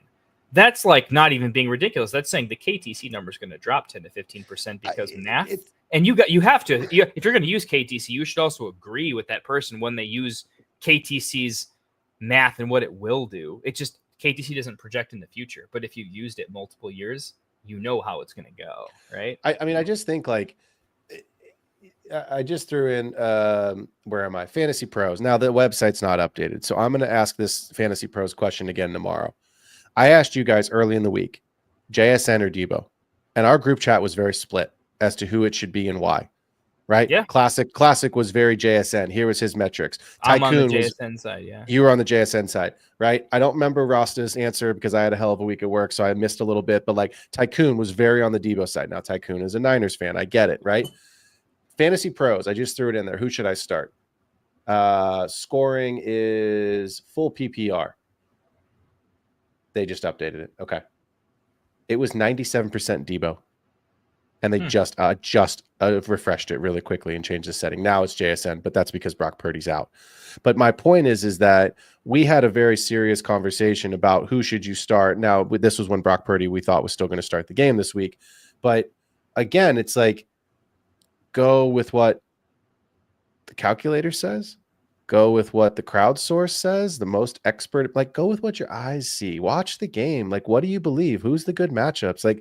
That's where a lot of this stuff really becomes just, it's not second nature, but I'm with you, dude. I really struggle. I have had it in leagues. We've all had it. There's people listening to the show that know exactly what I'm about to say here. And they go, oh yeah, I definitely have that. Where someone will send you a trade and they'll send you that screenshot. from the And KTC. it's like, like, from KTC, I think and this it's like is pretty fair. "But What this do is you a think? pretty fair trade. Look, it says it. I'm like, you know what you can do on Keep Trade Cut? You can go find a way to add 17 assets to equal Patrick Mahomes. And yep, because it's a fair trade on paper, but I only have 14 spots on my roster. So what do we, you know what I mean? Like, no. So, all right. Yeah. Tangent over. I've gone like, I'm almost to the point where I think I'm going to, I haven't recorded it yet because like KTC, I know you're coming for me. You probably will, but let's collaborate instead of you coming for me. I love you as a tool. It's a great tool. I Great website. hate that people misuse and overquote what you're trying to tell them. You tell them a specific piece of data and they take it way too far. And when I try to project that data using reasonable models, they lose their damn mind. And you know, and I know that I'm not saying I'm right, but math kind of makes sense when you chart it out, right? That's kind of where I'm at with it. So maybe we figure something out one of these days, but I'm definitely in the opinion of we could rework that just a tiny bit. Peanut Breath OG. I love that name, by the way. That's great. Who am I dropping to replace Devonta Smith? Ingram, Pitts, Love, or the Eagles head coach Nick Sirianni? I think Jalen Hurts probably. I don't know if I understand the question. Who am I dropping to replace Devonta Smith? I think Devonta Smith is out this week, so he has to drop somebody, and his team is loaded probably, and the Eagles head coach is in there as a fuck my life thing, I think. I'm going Ingram. I don't think that team fully recovers in the same way where like I would still stash Love and Pitts because I'm going to have Pitts over Ingram rest of season in most cases, although it's close. That's probably what I'm doing, and it's the least of several evils. My answer was going to be Love only because I'm not a huge fan of having two quarterbacks in a single quarterback league. Yeah, that's fair. And if it's a shorter league, and they're through their buys. Like Love's through. So unless you have Jaden Daniels, who's a week 14 buy, and you need Love for that, or Lamar, right? Exactly. Or like somebody late for a week 14 buy, then that's fine. Yeah, basically, my answer then would be no. It's only Burrow, Lamar, Jaden. Burrow's out this week. Everyone else is good. No, Burrow's this week. It's right now. Oh, so he's already figured that out. Then. He's week 12. Yeah, good call. So my answer, if it's it would also be Ingram. If you're going to keep Love, because Love's obviously the best player of these three, so that's fine too. It's fair to say like conditional, but yeah. All right, this is we got one more after this. Ultimate. Santos, not you, Santos, but a different Santos. My better half. What up, bro? He says sit one PPR: McBride, Bowers, Tyreek, Jennings, DK, or McLaren. Terry, wow, sit one. It's Jennings for me. it's Because of the between quarterback him situation. and McLaurin, sadly, but it's Jennings. Yes, correct. I don't think I can trust McLaurin, but I definitely trust him over Jennings. Wicked Pompano, inject Coach Phil's fire straight into my veins. Appreciate you, dude. Great supporter of the show. G Santos want to know what's the Brock news. It is the Brock Purdy is out. It is not, I repeat, it is not Brock Bowers. So Brock Bowers, as far as right now, is good. Should be playing and should get everything. If it's Brock Bowers news, you'll know because I'll cry. Kendall will cry. That's right. Kendall will cry. I was wrong on Worthy, but I was so right on Bowers, so it's fine. We're not going to be right on every player. That's how it goes. That's why we do this. That's what makes it fun. I missed on Kincaid last year, so like double dipping into Bowers this year and staying with the process, I got rewarded. It feels good. We are right far more frequently than we are wrong, but we are never ever 100%. We only remember the times we're wrong, though, man. Like That's other right. people That's that we right. beat have to remind us when we're right because I can tell you my entire playing and coaching career, I probably can only tell you a handful of games that I remember winning and what the score was. Like when we went to UCLA and they were the number 3 team in the country and we beat them 3-0 on their own park. I will always remember that. When I went and took my guys to North Carolina State and they were ranked 25th in the country, and it was my second ever game as a head coach, and we won 3-1. I'll remember that for the rest of my life. But those losses, fuck, I can tell you who was in what spot and what minute it was. Oh, I don't even want to talk about it. But yes, I remember mediocre trades where I think I paid a second rounder too much. I remember those more than championships I've won. Like anytime I've lost a trade. Well, when you win enough championships, Kendall, I can't sleep. When you win enough championships, when you got that big trophy behind you, you just kind of, winning just becomes second nature to you. So All right, Ricardo Andre. This is from like my lowest buy-in league, by the way. It's just the league I care beautiful. more about because my wife and coworkers are in it, and I paid for the trophy myself. So I'm a total poser in this league, but that is my rightful trophy. I want the ring. I always just want. I've got them on my shelf here, but I just want the rings. It's just I pay Trophy nice Smack a lot of football. money for trophies I won't win because I think someone should have one. Appreciate Trophy Smack being a sponsor. We didn't get the sponsor. All right, Ricardo Andrade. He would like to know, as the last question of the night, pick 2 wide receiver, 1 flex, 1 tight end. Oh, so we get to pick 4 of these, I think, right? I think so. I think that's what he's asking. That's why I paused. Pick 2 wide receivers, 1 flex, 1 tight end. 10 team, full PPR. Lad, There's DJ no tight Moore. ends in the mix. Yeah, I'm curious what. I'm not. Yeah, I'm struggling here as well. Do you want to actually. pick 3? Let's drop the tight end. Let's say pick 3 out of these 6. I guess. Oh, well, I was scrolling down to see if there was more, but like there's nothing else. This is his only. Okay. All right, let's just do it. Lad, DJ Moore, Ridley, Swift, Chuba, or Hunt. So let's pick 3. PPR, I'm going to take Lad as an easy one. I'm going to take Hunt as an easy one. And that leaves me between Swift and Chuba for me, I think. Chuba, but Chuba's playing the Chiefs, which makes me want to lean Swift, even though it's the Vikings. But I would take Swift over Chuba. I know my rankings don't have to be exactly how I would do it, but I want Actually, to. it's Chuba Ridley for me. Swift's upside's just so low. It's end zone or bust for Swift is where I'm at. I think Chuba. I have Ridley Chuba ahead of Swift. I do too. I think Ridley I have lower than Swift, but I think his range of outcomes gives him a shot at some upside. I lean Chuba though, so I'm basically led Chuba Hunt is really where I'm at. I just can't get on board. So Will Levis, if you haven't looked, by the way, you should. Will Levis is a 0.5 passing touchdowns this week. Oh, is he a free square? Yeah. No, it's not a free one. It's like a. Oh, that's just Will Levis. That's his. That's his line. Yeah, I mean, I don't project Ridley for a touchdown. Like Ridley is just a guy where I can project 80 to 90 yards on 14. No, but my point in saying that was like I took Levis as the over this week because he has thrown at least 1 touchdown. He's only thrown 1, but he's thrown 1 touchdown the last 3 weeks. So because when I was looking at like some lines last night, when I was getting some like, you know how I always do like early bets and then I do like late bets late, but I was getting some early lines in this week before the lines really changed, and I was like, this is wrong, right? Like this can't, because like everyone else was like 1.5 or 2.5 passing touchdowns. This fool was 0.5 passing touchdowns, and I was like, all right, I'll ride with that. Click the button. It was like 5 as a 4 or 5 legger on the parlay, but I might need a game time. It's definitely Lad and Hunt. I'm convincing myself I might fade Chuba because God knows what the hell they're thinking. I don't know what they're going to do with Chuba's snap share, what it should be. They're so god awful. I don't know what the fuck they'll do. They might be like, Chuba, you're too good for this game. Let's just see what the fuck the rookie does. I might have to go Ridley or Moore in the 3rd spot, just as like I know what they're going to be at a minimum. And Chuba feels really risky. And like the low end of that risk doesn't feel equal to the low end of DJ Moore Ridley.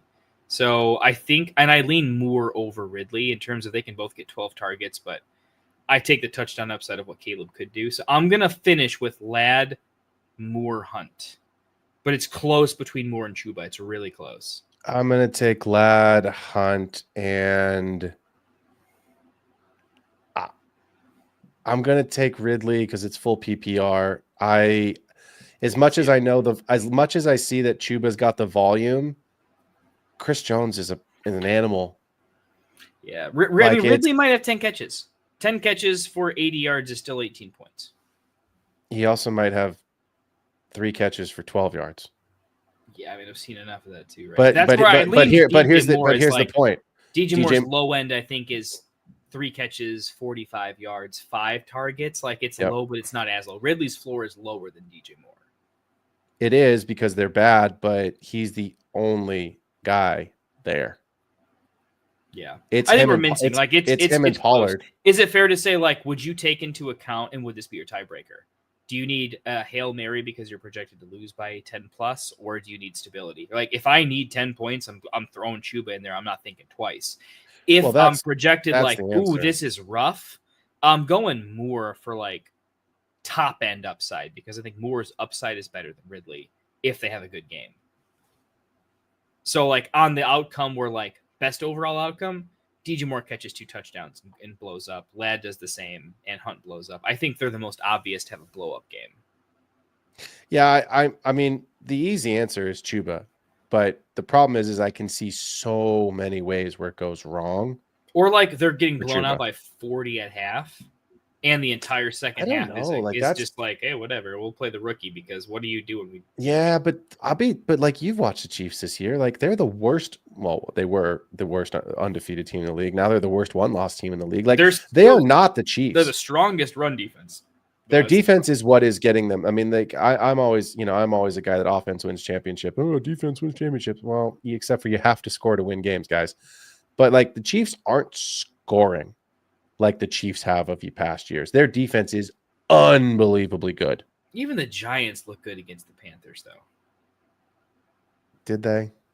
No, they didn't actually. They fucked that one up too. But I mean, wasn't that the Germany game? I didn't watch it. Okay, that I think that was the Germany game. I was not because I'm kind of at the like you East Coast guys get the European games. Us West Coast guys, unless it's a good game, I'm not getting up that early in the morning to watch. And I'm definitely not getting up to watch the fucking Panthers and the Giants. Roll the fucking shit out of the Panthers, right? Like, or is it this? Are there 2 outcomes? They beat the shit out of the Panthers, or it's a strangely close game where they still beat the Panthers. But isn't it still a coin flip as to whether or not they absolutely beat the tar out of them? I don't think it's a strangely close game, but I don't think that they blow them out. I think they win comfortably. I think they cover. Is it close to, how last week we were like, look, Detroit's going to put up points. Whether that's a Goff game or 5 for the running backs and Goff has 10 points. I'm going to go with the offense that should score a fuck ton against the free square. I guess my hyper point in that is like, I guess I'm leaning towards the team that if it goes well, they could break some sort of record and score 80 points in this piece of shit team. Kansas City by 11. I don't know if they cover. I don't know if they get there. They might. It's one where like I want to either like hit the unders and bet the overs on the props. Or like that's what I'm doing. Overs on the props and smash the under on the game or something. That's what I'm doing. I want to like hedge some way. I'm taking. Well, I don't really ever bet over unders anyway. I always bet props, but I would always take the props just because that range of outcomes is much easier to predict than the over under. Yeah. So, all right, children. It is Thanksgiving week. For those of you who are traveling, travel safe. Enjoy the time with your families. Have a wonderful start to the holiday season. Kendall, any last thoughts, man, before we get the heck out of here tonight? Not too many. Just hey, family time is important. You never know when you're gonna get to see the next family member for the last time or whatnot. So like cherish it. Even the grumpy, got it, racist, crazy aunt, grandpa, you got or whatever, whoever's in there, man. Just I'm a big family guy. Had to have my first daughter this year. Got 1 son, but like family means a lot to me. I love that the fantasy community, like, it's been awesome. Like, you guys get it. I've not met a single bad person in the fantasy community. I really like the hardcore guys in my leagues, the guys in chat. So just please, if I were to give y'all any advice from me and Phil over here, cherish some family, man. Have a good time. Yeah. Enjoy the time with them. We'd love to see you back afterwards, but no, man. Spend some good quality time with the family. Tune out for a little bit. You'll never regret it. Yep, agreed. Enjoy it. Everyone travel safe. Have a great start to the holiday season. I will not be here next week. I will be on a plane coming home from Chicago next Friday, so I will not be on it. Just realized that as I said that. I was like, damn. But for everyone here at the Get Right Fantasy Network, for Kendall, for myself, for Classic Mike Rasta, for Frank and Dustin Tycoon, happy holidays to y'all. We out.